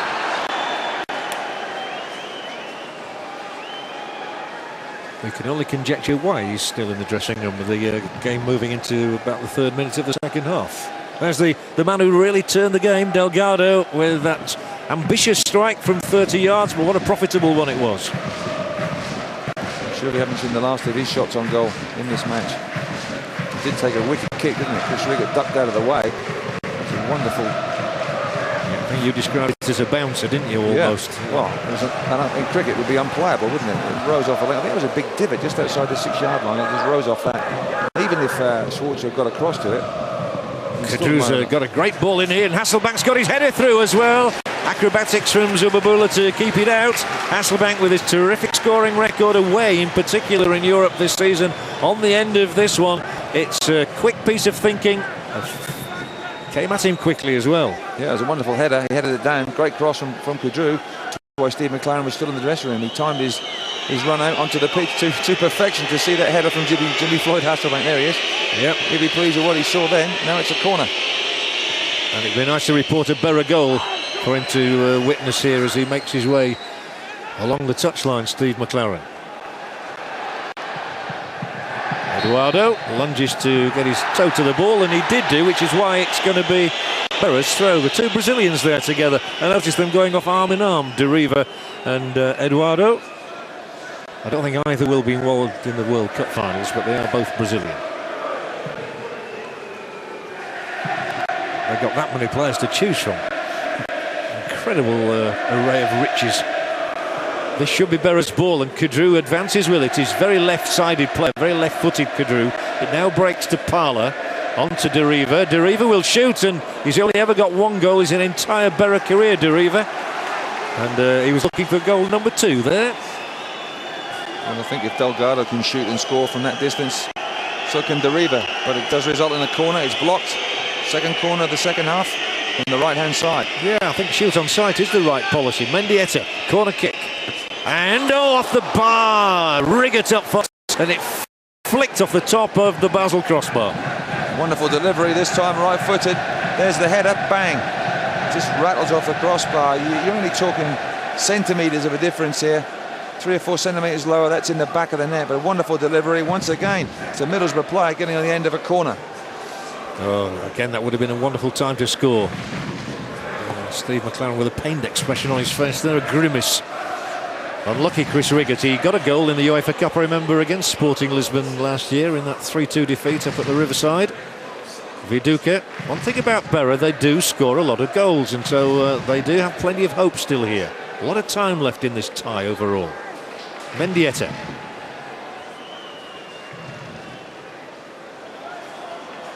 Mendieta, once described in a magazine memorably as an ugly duckling, because he didn't do very much in his early years as a professional footballer, but all of a sudden he found his best form at Valencia and went on to become one of the best players in the world.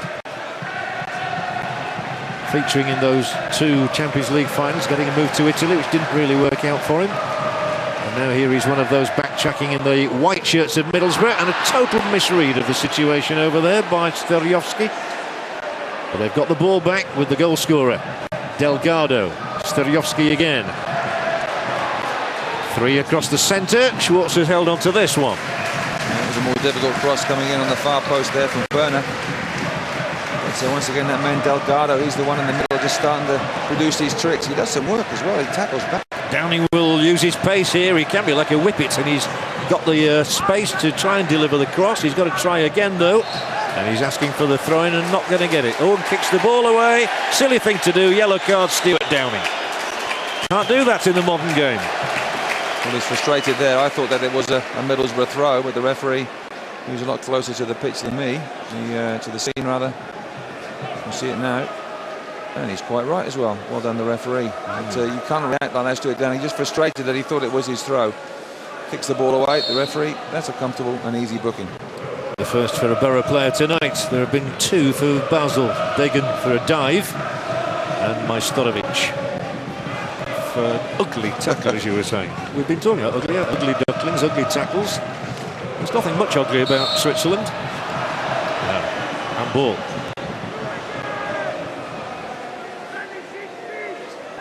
Well, Middlesbrough have come to this one pretty high on confidence after recent results, which have been excellent. They're still in the FA Cup, of course, with a replay against Charlton Athletic to come.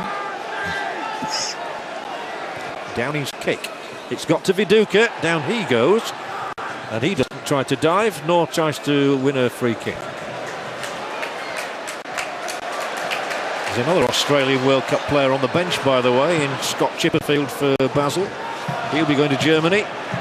It's Downing. Getting plenty of the ball early minutes, second half. He's delivered some excellent crosses. This one won't get beyond Majstorovic, though. And away they come again. Just to reiterate, Boro must not go 3 behind. That could be unsurmountable. Oh, a lovely ball. Pop through here. Petric is balked by Riggots, and legally balked. Well, the Middlesbrough fans, I'm told, are surrounded by the riot police. And 1 or 2 not even looking at the events on the pitch right now. Oh, I don't like the look of that. And that's one thing we didn't want to see. It's one thing he didn't want to see, nor did he want to witness the scoreline of 2-0 to Basel. But Steve McLaren must just concentrate on what is happening on the field and not off it. Yeah, it's all about the next goal, isn't it? Who will get the next goal? 3-0. it's all over for Middlesbrough. But if it's 2-1, it certainly isn't. Well, 2-1, you'd give them a big chance. But they've got to get that one. But they do get goals from all over. We've just seen Riggots hit the crossbar. We know Parnaby's got 4 goals this calendar year. We know Hasselbank and Viduka and potentially Yakubu can all score. And even the likes of Kadru have been known to find the net a time or two. It's broken to Delgado. Swift, incisive passing at times, but not this time from Dagan. It's a difficult situation for Middlesbrough because they can't push too many men forward now to try and get that goal, because they may leave themselves open to their sucker punch, and for 2 wide players like Stoyovski and Degan, particularly high on confidence. Good layoff, Viduka. They may just let them in. They may. Doriva now picks out Hasselbank. Parla. Well, I think I'd expect to see Yakubu probably come on if they're still needing a goal with 20 minutes to go. Can you foresee any other changes, Terry? Not at the moment. They haven't been doing a lot of things wrong, just that they've conceded 2 goals at the end of the first half. To try and get forward, I think Yakubu is a stick on to come on at some stage, possibly for Viduka. Delgado's really dictating the game at the moment with his passing. That one's just got through to Schwarzer. He's starting to run things in the middle of the park, isn't he? Eduardo up front is reliant upon his service as well, but it is wonderful service. He can pass the ball really well. Steve McLaren's wandering at the moment down the touchline. Well, that has got to be one of the most wayward shots I've ever seen. He's worried, isn't he? He's totally worried. He's the Middlesbrough manager at the moment. By everything about the night seems to be getting to him. Look at this. What to do next? I would stay down there, Steve. Just stay on the bench. It's where the team needs you most. Not up in the stand. They need encouragement now. They need drive. They need leadership. And he can give them that. And they're obviously thinking about substitutions there, scribbling away. There's the coaching staff having a good chat about things there. I think that's what the players want to see as well. They want some instructions, some leadership from the bench. Long kick from Schwarzer, maybe too long now. It's met anyway by Mastorovic, who wasn't taking any chances. Well, Downing's claiming a throw-in for that, but he's surely not going to get that. It clearly came off the end of his boot. Delgado once again the player here. He's a main man. Too much on this one from Bar. Yakubu is warming up for Berra. There he is. Excellent signing for Middlesbrough from Portsmouth, £7.5 million. Yakubu Ayagbeni once got a hat-trick in the Champions League against Manchester United. Playing for his Israeli employers before he came to England.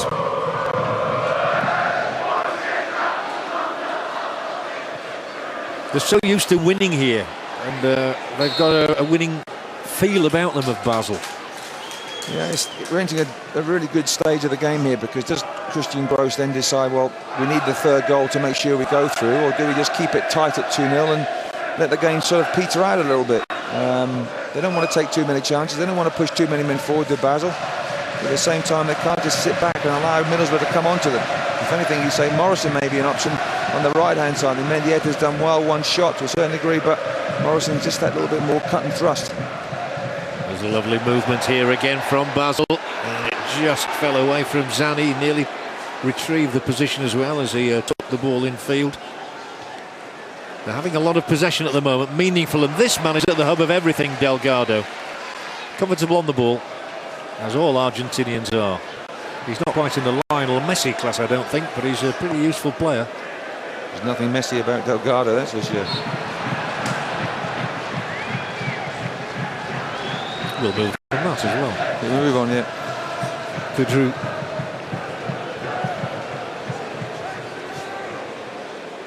And there they go again. It's a busy night for the police in Switzerland. One or two of the fans have gone cuckoo as well, I think.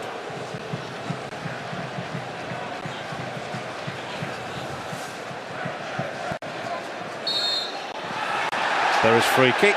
Downing usually takes these free kicks. He's moving forward here though. So Doriva picks himself up. He's a very unspectacular, uncomplaining character, Doriva. I know he's very popular up on Teesside, though. He's one of those Brazilians who's settled well, and they've had some good ones. I seem to remember a little chap called Juninho wasn't bad. Two different sort of players, really, from the same country, but two different sort of players. Doriva on the ball now. He's the one. He's a dunker, isn't he? This fella? He'll orchestrate things in front of his back four. The cross doesn't get beyond bar. Now it's Riggots.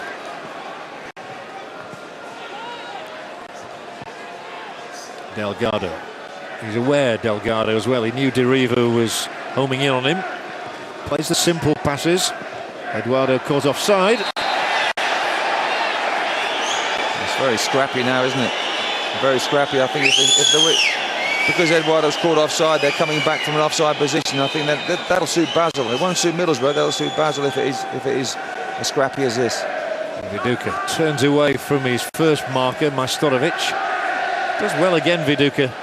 He's as good as he's holding his up now than Doriva. I thought he was going to take a leaf there out of Delgado's book and have a go. That's not in his nature. Slipped, did Berner there as he cleared. As Terry Butcher said, it's a crucial, interesting period of the game, this now. With Berren knowing that if they can get that one goal, and surely Steve McLaren will have focused on that in his talk at half-time, let's go out and get a goal for ourselves. And Downing is racing onto this one, and it might just slip away from him off the turf. That's unlucky. On a normal day, on a normal surface, Stuart Downing would have got to that ball. Well, we've seen Deggan do that on the right-hand side for Basel, particularly in the first half. Stuart Downing came short, then went long. There's Mr. Barnes and Mr. Hodgson in the stand there. John's had a shave, hasn't he? Enjoying the game, yes.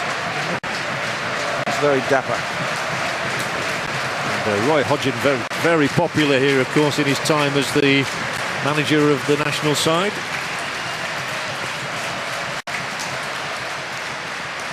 It was Roy Hodgson who took Switzerland to the World Cup finals in the United States of America in '94.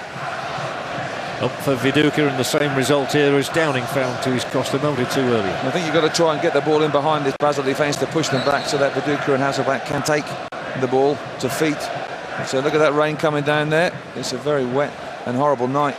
But what Middlesbrough need to do, and they've got to take a leaf out of Delgado's book and pepper a few shots a goal. I'm sure there'll be one or two things written down there to say, look, this is what we have to do. Can we do it? Well, Basel will have a free kick here. Pogatetz, the man who answers to Mad Dog, and it's a sobriquet I don't think he enjoys particularly, but it's one he's had attached to him throughout his career.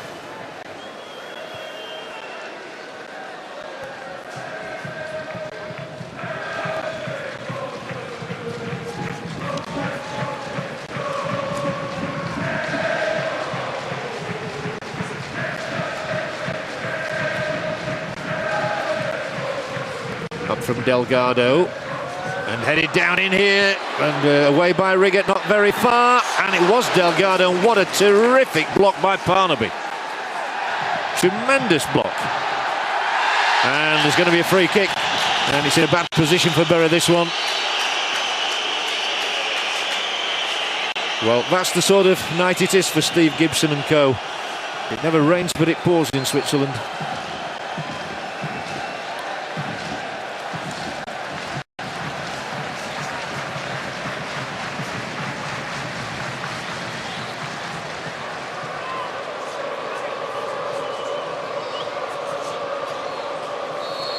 Here's the free kick now, and it's long. Oh, it came right off the top of the angle.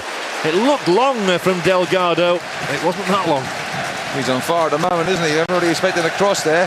I think he deliberately does this. I think he deliberately goes for goal. It's a wonderful ball towards the far post. Schwarzer, no chance. That's going to go on someone's head or in the back of the net, and unfortunately for Delgado, look, bang, just hits the angle of the crossbar and the post, but wonderful delivery. He's having a great game today, Delgado, easily the best man on the pitch so far. Very much so, and here comes the Australian international I was referring to, Scott Chipperfield. He will replace Steriovski.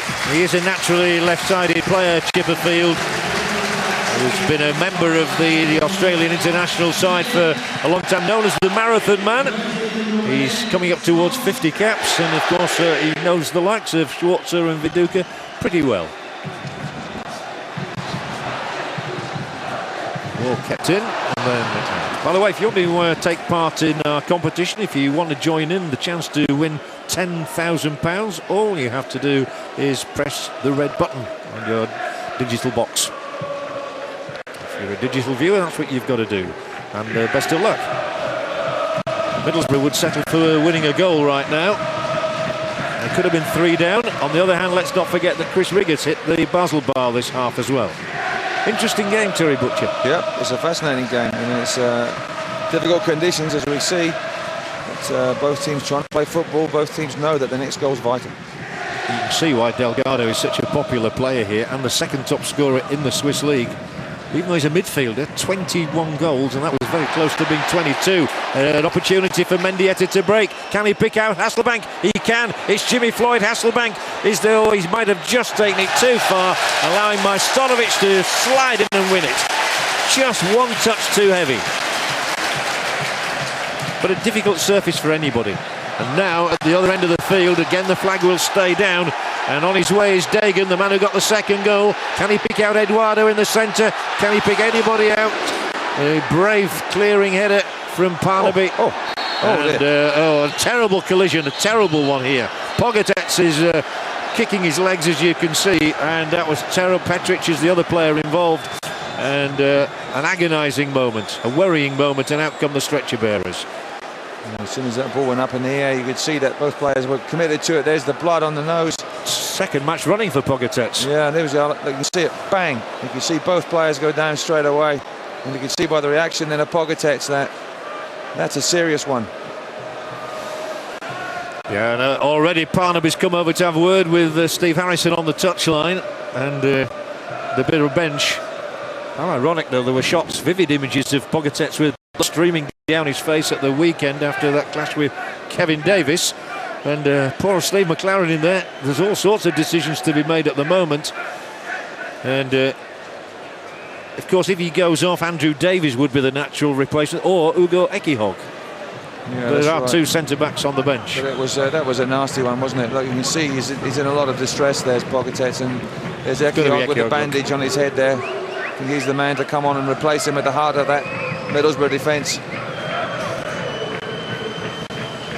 Well, let's have a look at the two goals that have been scored here just before half-time that turned the game on its head. The first one from the Australian Matthias Delgado, and then the second lashed in at Schwartz's near post. That's what will have upset the Australian goalkeeper by David Dagan. And they were really enjoying that 3 minutes spell just before the break. And, well, one Petric is coming off here holding an ice pack to his head, I think. And Pogatetz is certainly the more badly injured of the two players, and will leave the field on the stretcher. He is conscious, that's one good thing. Yeah. Well, I think if you're going to get a cut head, you should wear an all-white kit. Yes. So I cut my head many years ago. Well, you should know. I seem to remember a picture of one Terry Butcher with blood streaming down. Absolutely, yeah. You must wear an all-white kit. Yeah. He's going to cut your head, but no, the rules now, he's got to go off that. I'm not too sure if it's his nose or if it's his forehead, but he's committed here, looking at the ball, and bang. Forehead, I think, isn't it? Just above the left eye. Yeah, that's right. That's right. I mean, both players genuinely going for the ball, honest challenges. And unfortunately, one player comes off worse than the other, but... Yeah, the Austrian international Pogatetz is taken straight away to the dressing room. No question about whether to make a substitute or not. There is going to be, and Ekihog will be on in place of Pogatetz any second now. Ugo Ekihog, good experienced man to call upon, who's played European football for Aston Villa, of course, as well as Middlesbrough. He's been in the wars, as you can see himself, recently. So, one warrior for another. Absolutely, yeah. He's got a big job to do now, and another substitute about to come on. Yeah, Petric is okay. He's all right. He's just returning. He was nursing a big headache, I would say, after that. Let me just remind you of the score. It is FC Basel 2, Middlesbrough 0. And as we mentioned before, if Middlesbrough could get that away goal here, it would change the match.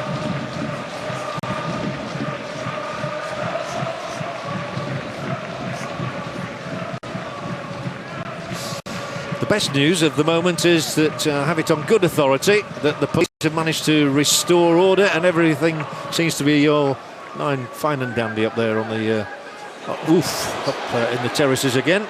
Oh, it wasn't there. Zubabula and Viduka charged it down, but it's gone out for a goal kick and nothing worse so far as Basel are concerned. Well, there's your luck on the night. Viduka losing control, but does well to chase up the clearance from Zubabula, and you know, if Middlesbrough had that little bit of luck, that would have hit. Viduka had gone on the back of the net. You know, you don't care how you score as long as you do score. Steve McLaren will be saying down on the sidelines as well. He'll be saying, well, look, you know, we've had to make a change there with Pocket's injury. Can we think about another one as well? Yeah, it's been a night of curiosities, hasn't it, as well? Delgado scoring with that audacious effort, I suppose, from 30 yards. He tried his luck, and why not? And he scored. And then a second goal 2 minutes later. And then we've had Riggots hitting the bar. We've had Delgado hitting the bar as well. That's been incident-packed here in the St Jakob Stadium. Swiss football very much on a high though, and Delgado's one of those who's making it high, and a lovely ball inside Kadru. It's cut back in here. This is danger. Surely a third. No, it is not. On the line, well, Schwarzer was there, Riggott was there, and between them they kept the ball from going over.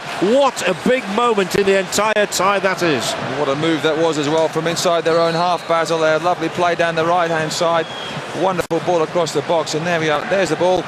Lovely layoff there. There comes the shot, and who's on the line? It's Chris Riggots.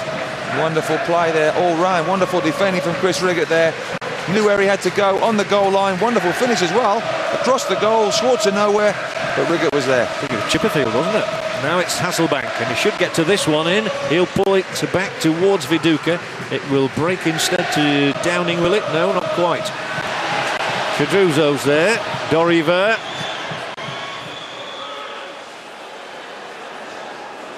Was this man Scott Chipperfield, who looked a certain scorer, and he's up and running and he's racing beyond Parnaby. Chipperfield, the Australian, still favours the left foot as well, delivers the cross. Who be careful here, Frank Kadru, be very careful, anything could have happened there. Anyway, he did it well, and they've played their way out of trouble well, although Hasselbank's back heel will take the ball out for Swiss throw-in. And Boro, you just get the sense here that Basel are thrusting everything now in the search for that third goal that would be so important to them. Both teams seem to have bits of breather, don't they? Seem to have a bit of a breather, draw breath, and then have a go at each other again. It's been, and as, you know, at times it's been very much end to end. Sometimes a bit scrappy with the conditions, but there's been some real quality on show tonight. Parler's pass, Downing to accept, and then to try and pose a problem for the right fullback Zani. Kadru. Boro look capable of scoring to me. Parler's touched it to his right. Parnaby. Boro are going to make another substitution. Rockenbach will come on any moment. Mendieta, good tackle on him though. Chance lost. And a pedestrian forward movement now. And they'll wait till Chipperfield gets involved, and then he'll romp away. Lost his footing.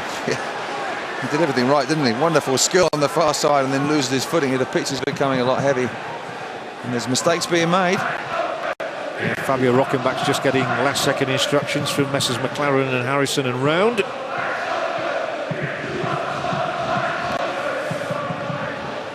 Ray Parler missed much of this season with injury. In for Viduka. Still no sign of Yakubu, but Viduka goes. And Mendieta, well, just nudged it up in the air. Tries a lob which will carry the ball out. And Yakubu's going to come on as well. I think he's stripped and ready for action, so it's a double switch. Steve McLaren knows that he has to get a goal tonight, I think. Well, these are the last two substitutions he can make, having already placed Ekiog on for Pogadet, so it's a gamble here. Yeah, a real change in personnel in the last 5 minutes. So the first one is Mendieta off. And Rockenbach on. And I believe it's going to be Stuart Parnaby, is it? No, it's Hasselbank who's coming off for Yakubu. Jimmy's not happy there. Shake of the head. He's not happy at all. Wishes him good luck. Yeah. He's not making much eye contact there. It's a team game though. It's a squad game, isn't it? I know it's hard to take. Yeah. The manager has to make a decision, and the decision is to let Yakubu run free alongside Viduka, so there's some real power up front now for Boro. He's just really changed man for man. Sorry, John. He just really changed man for man. Rockerback's gone out to the right-hand side, and Yakubu has just gone up front, replacing Hasselbank. So just man for man swap. Still the same system.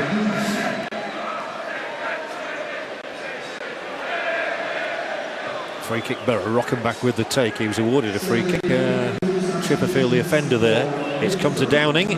On he goes. Stuart Downing. They have a lot of players forward here. Doriva. And it came off one of the Basel bodies. And they have a corner to Boro. I think it was Papa Malik Bar that blocked the shot there from Doriva. But like I say, lots of bodies in there. The keeper can't see much. It's well worth a hit because of this surface, as we've seen. And at that end, anything can happen. Yakubu's in the 6-yard area. Riggots is 2. It'll come back to Downing. He's got plenty of time to deliver a telling cross, and it is a good one. And Viduka was in for it, but it's too high over the top of the bar. Once again, a wonderful delivery from the left-hand side from Downing. And once again, a Middlesbrough head getting on the ball, and he's back up to the stand now. Steve McLaren, he can't do much more in terms of substitution. He's gone back up there. I would still stay down if I could on the touchline. He may want to change the system again, but I'm sure he's in good contact with his bench. Yeah, he's up in the gods near our man John Barnes, and John's a busy fellow this week. His football night is at midnight on Friday.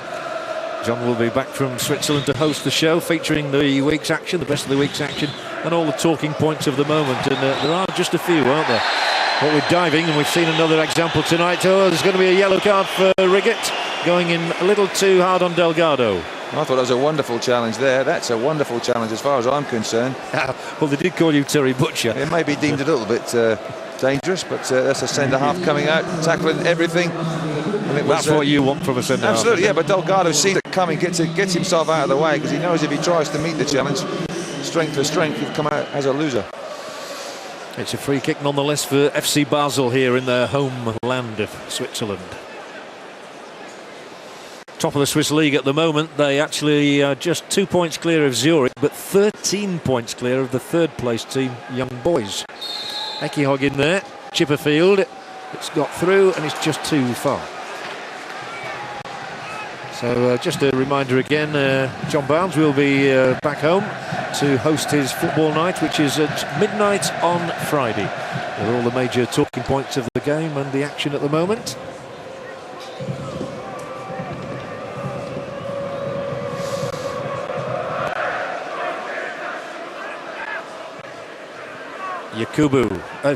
Viduka, lovely take, and now Parnaby. Yakubu, good layoff here, 3 white shirts across the centre. Downing's found some space, but that's sailing way over his head. Let's pop down to the touchline. Dave Beckett, there's a lot happening down there. Yeah, just the news, John, on Pogatetz. He's got a badly broken nose as well as the cut on his face. So the medic's still assessing him in the dressing room at the moment to decide whether he'll stay with the team or if he'll need to go to hospital. Thanks, Dave. I can tell you the team are flying straight back tonight. They have a date with Manchester City at the City of Manchester Stadium on Sunday. So they didn't want another journey back, apart from to Zurich to the airport this evening.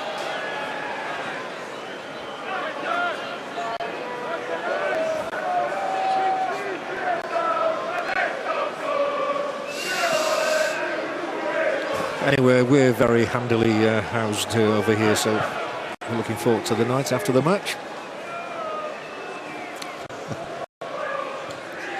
Kadru in there, danger Viduka. Just, it could have landed anywhere, that ball. And for once, Delgado doesn't make a telling touch on it. Oh, he's offside, surely. He was. Thank you, linesman. Credit where credit's due. Cristiano Capelli got it spot on. You've got to say that he's just offside there, but we're playing it very close, very tight. London spot on. I do think Viduka leads a line well. He always controls the ball, assesses the situation. A flick of the boot sends it wide. It's pulled back in, and the referee and the linesman have said play on, but now they'll have a corner kick. Come on, that good delivery in. Rockenbach has gone out to the right-hand side to whip it in. Mendieta off the pitch now, of course. Middlesbrough. 6 players in and around that box. Yeah, Riggots powerful. Yakubu's powerful. It comes back to Ray Parlour. One of those had been left out of the mix. Now Yakubu. He's got his pass through to Ekihog. It'll surely come right now. Yes, it will. And Rockenbach, the Brazilian, in it goes. Good turn, Viduka, still in there hustling. Key moments of the game again, these. And they've got to beware the Basel break. Like this. Good win of the ball from Rockenbach. And a good win of it too from Yakubu. Now it's got through. Petric. Oh, that was that's what you call a ricochet. Which just gives me time to remind you that coming up after the football will be House featuring Hugh Laurie. That's straight after the football, so don't go away. And I hope you're enjoying the coverage here from Switzerland. We're enjoying the hospitality of the nation, and Rockenbach, we're enjoying this, and it's pulled back in, and Barr is in the right place to hack it away to safety. Although he didn't put it out for the corner.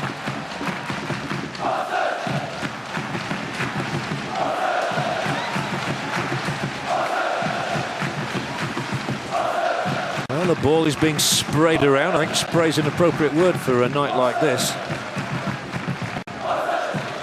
It's a better spell here.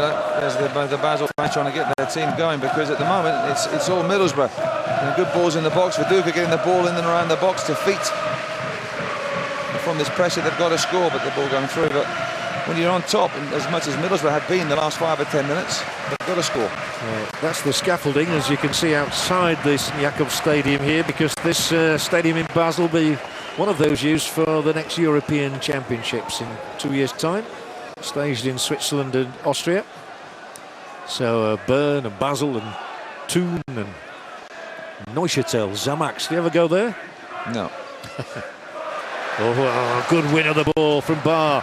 Here's Delgado. We know what happens when he hits them from distance, and he's got the free kick anyway from Deriva. So this will be a free kick and another test maybe for Mark Schwarzer. Delgado walking away. I would have thought Delgado would have fancied this one. Petric is the one that probably takes them from here with his left foot, but Delgado's he's back on the scene again. He's unbelievable, because he seems to have gone a bit quiet the last 10 or 15 minutes, as have Basel themselves, but now they have an opportunity to get another shot on Schwarzer. Why does the game seem so easy to Argentine and Brazilian players? It does, doesn't it? Petric, if it's left-footed, it'll be Petric. If it's right, it will be Delgado. So it's Petric. And that's going to be a corner.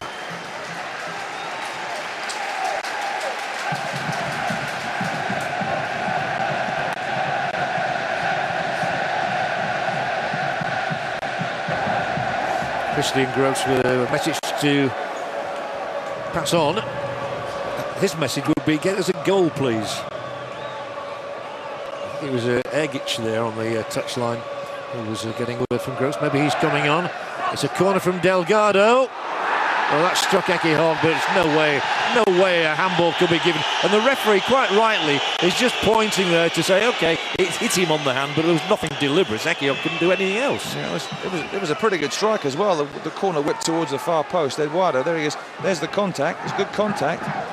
But you'd have to say that was, if penalty's given for that, that's very, very harsh. Back by Eduardo, and then the longer ball is met by Ugo Ekihog, and Ergic will be coming on any second now, but let's see what happens here, because Yakubu's got the pass through to Downing and then taken a return. It'll go right with Rockenbach. He wants to come left. Played in the final, of course, last year for Sporting Lisbon. Fabio Rockenbach. Kadru. They can open Basel up here if Viduka can just retain this ball, and he does do that. Parlour.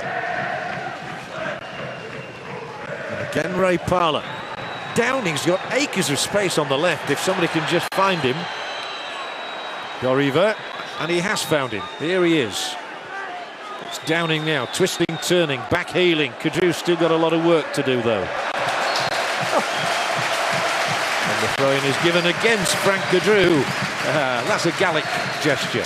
And Basel will take the opportunity, I think, before the throw-in to make a substitution and bring Riggots on. I thought that was a Middlesbrough throw, but you see that in slow motion. The referee, once again, absolutely spot on. He's only 10 yards away from the incident, and Kadru can't believe that, but he's right. The referee's correct. You know, that's another of the talking points tonight. The referee's performance. He's been excellent, Roberto Rossetti, as we've seen. So I would implore everybody, don't go away at the end of the football, because there's a lot for us to discuss. We'll be hearing the views of Roy Hodgson, the former Blackburn Rovers and Switzerland manager. Pat Nevin, of course, with plenty to say. We'll have reaction from Steve McLaren and his troops. And we're still hoping here and wishing them the best to get a goal to take back with them to the Riverside. What is Steve McLaren doing there? Is he going back up again? Did you see him there? Yeah. He's halfway down, then he's up again. He's a jack in the box in Switzerland, isn't he? He's the Grand Old Duke of York. He's neither up nor down, is he? Grand Old Duke of York, I like it. Middlesbrough used to be in Yorkshire, you know? Yeah.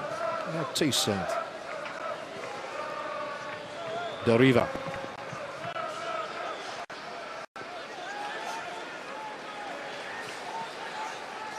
We'll also update you on Emmanuel Pogatetz. As you heard, he's been taken to the dressing room with a broken nose. Excuse me. It's one of those situations here where Boro know that they still can't afford to concede a goal, but they've got to try and press and get one for themselves. Barr's going to have a try, but he's not as accurate as Delgado was. Yeah, it's well worth a try again. He's been particularly impressive right in front there. And there he comes. There's Steve. He's got down the wrong. Did he go down the wrong stairwell? He's going to need some new clogs. Tell you what, his legs will be tired. He's up and down those terraces there. He's done a shift tonight as well. Yeah. Well, there's been a lot for him to think about. Absolutely. Injuries, substitutions, fans.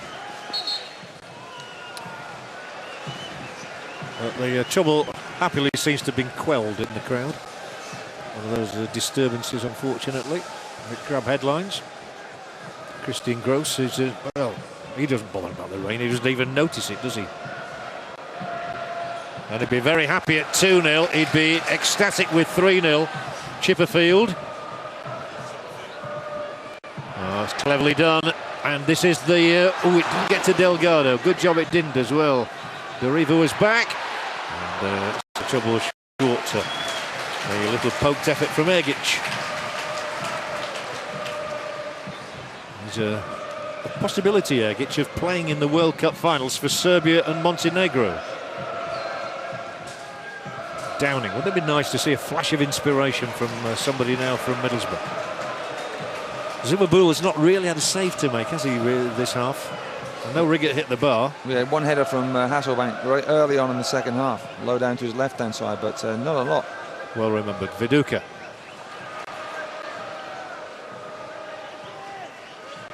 They've had as much of the game, haven't they? They've certainly had as much of the ball in the second half, Boro. Kadru's ball is over the top of the first line of defence, and so there's a stretch from Majstorovic. Could go out for a corner, this. It will.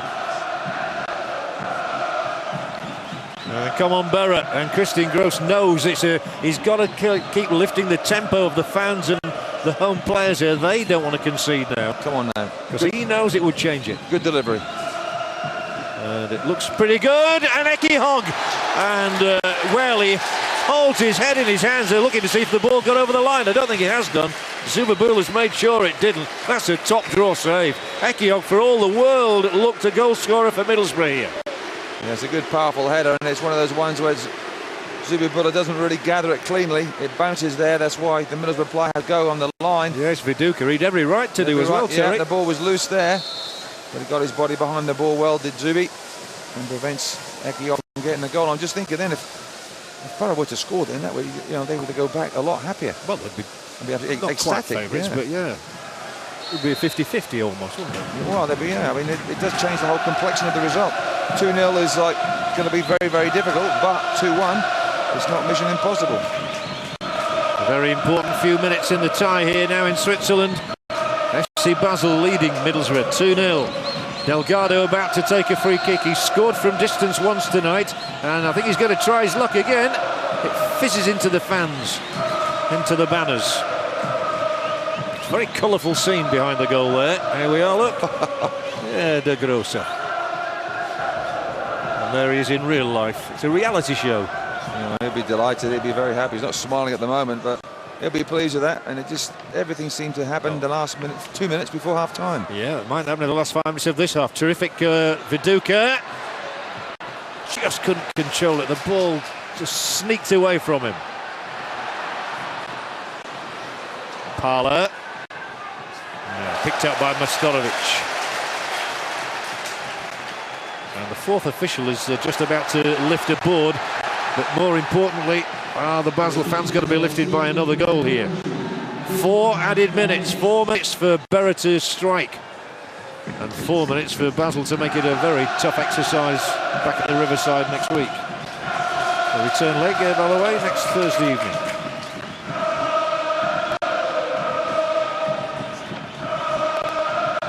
Chipperfield looks very much a left-sided player. They're happy to do that now. Just funny, I was just saying Zubabula's not had a save to make, and he had to do, didn't he? Up goes Chipperfield, gets his head to it, but the flag also went up at the same time. Perhaps you could talk Middlesbrough into scoring a goal. Yeah, I'd like to do. I'd like to see Middlesbrough score a goal, come on. Come on, Middlesbrough, score a goal. Yeah, we've said it.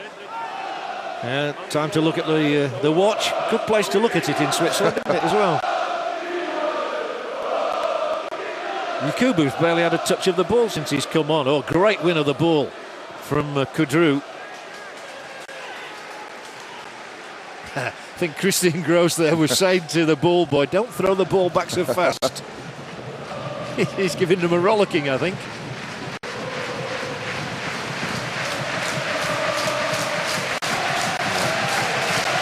Ball skidded beneath Kudru's shoe or boot or whatever he's wearing. The fans are on their feet all around us now, lifting their team. 90 minutes played. We're in the 4 minutes of added time. It's all gone right for Basel again. They can't remember seeing them lose, many of these fans. Some of them never will have done.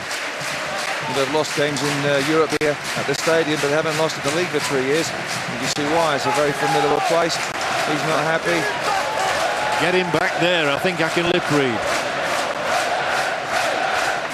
They must not concede, Boro.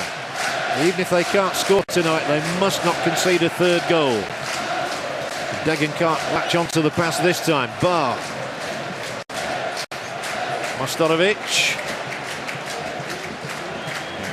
Basel will be very happy with 2 goals. Well, that could have been almost a handball there from Zani. Eduardo, well met by Riggots. And we're playing out the time now. And here in Switzerland, Basel will run the clock down. He's still looking That's at what his they think about it. He was still looking at his watch there. He dares watch the action. Yeah. Not a good night for him. Doriva. Not many options. The only one is to play it through to Rockenbach, who'll spot a run from Yakubu, but doesn't locate him. And it's all hands to the pump again now as Delgado takes over. Supported by Degen. Eduardo's down the right touchline, pursued. Harried he was, but got beyond Doriva.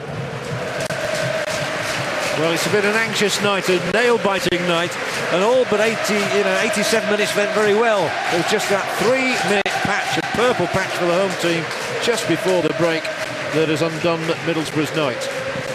And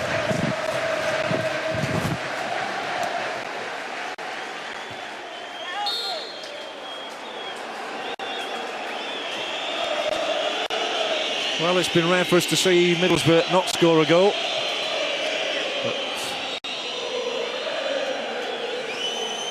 But it's beginning to look as though it is going to be a barren evening for the Boro. Unless away goes Parnaby. And And he's got up for some important goals this season, but there is to be no goal for Boro tonight. It is a defeat by 2-0 for Steve McLaren's side. They've also lost Manuel Pogatetz with a broken nose. There was a bit of bother amongst the fans, so all in all, this has not been a memorable trip to Switzerland for them.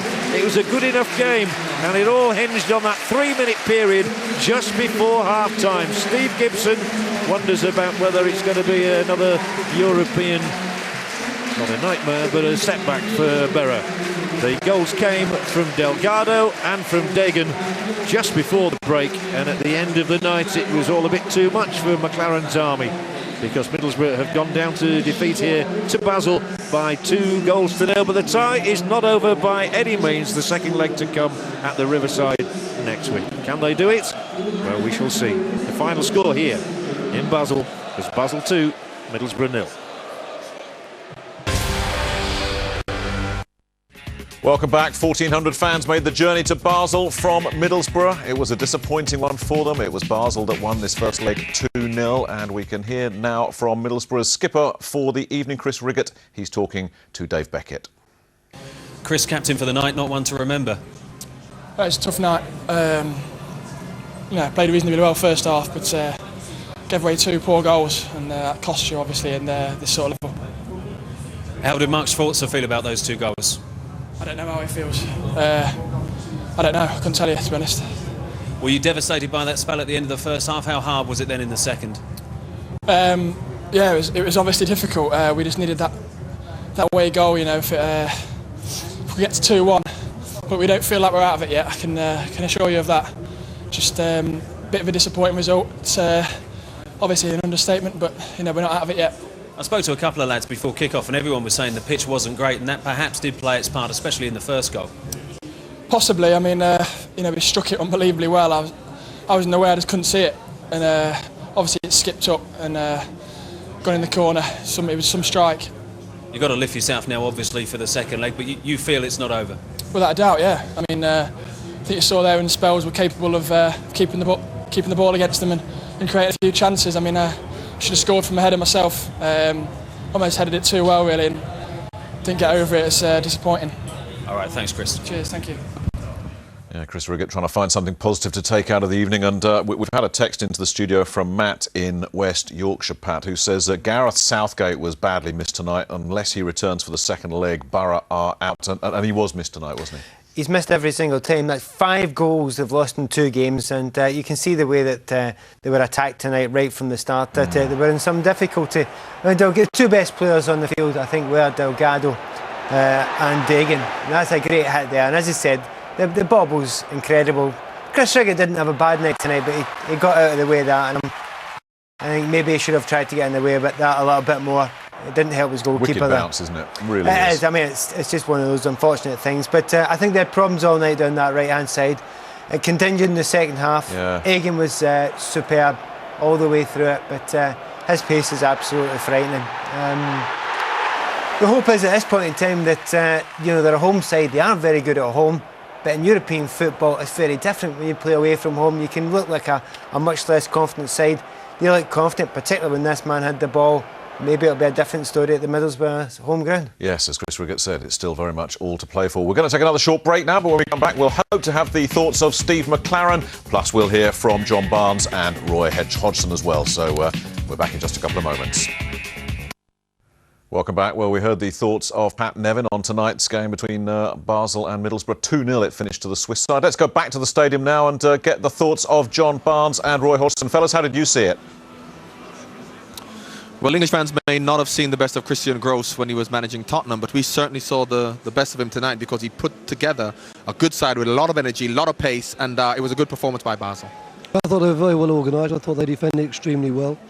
As we heard, the 2 goals came very kindly for them just at the end of the first half, but I've got to say that in the second half they controlled the game fairly well, and I think it was important that Chris Riggots made that very important save. Well, you mentioned that save because 2-0 isn't a bad result, but had it been 3, that really would have been all over. And this is what we've seen from Middlesbrough throughout Europe. Chris Riggots defending very well on the line when 3-0.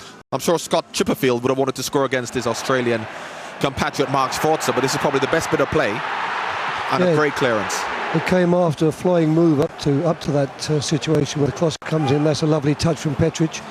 And I think Chipperfield probably thought he scored there, to be honest, because he's beaten the goalkeeper. And this is the 88th minute, when regardless of how you play, if that goes in from Ugo Hehiag, you take a 2-1 defeat back, and Middlesbrough will be back in the driving seat. Absolutely, the goalkeeper was sensible. It was a savable shot or header, but at the same time, you need to be in position on the goal line where he was. Well, we said it really wasn't Middlesbrough's night. They didn't really have much pace up front. Downing did quite well on the left, but they didn't really have much pace, and they look a bit heavy-legged. Yeah, maybe the game of the weekend took a lot out of them. It's a possibility, and the pitch wasn't the best, but all credit, I thought, to Basel tonight. I thought they gave a very solid performance. I thought they looked quite dangerous when they were attacking, and I think we shouldn't begrudge them the victory. Well, thanks very much, Roy. Well, it hasn't been Middlesbrough's night here, but we have to believe that they can do it next week. Back to you boys in the studio.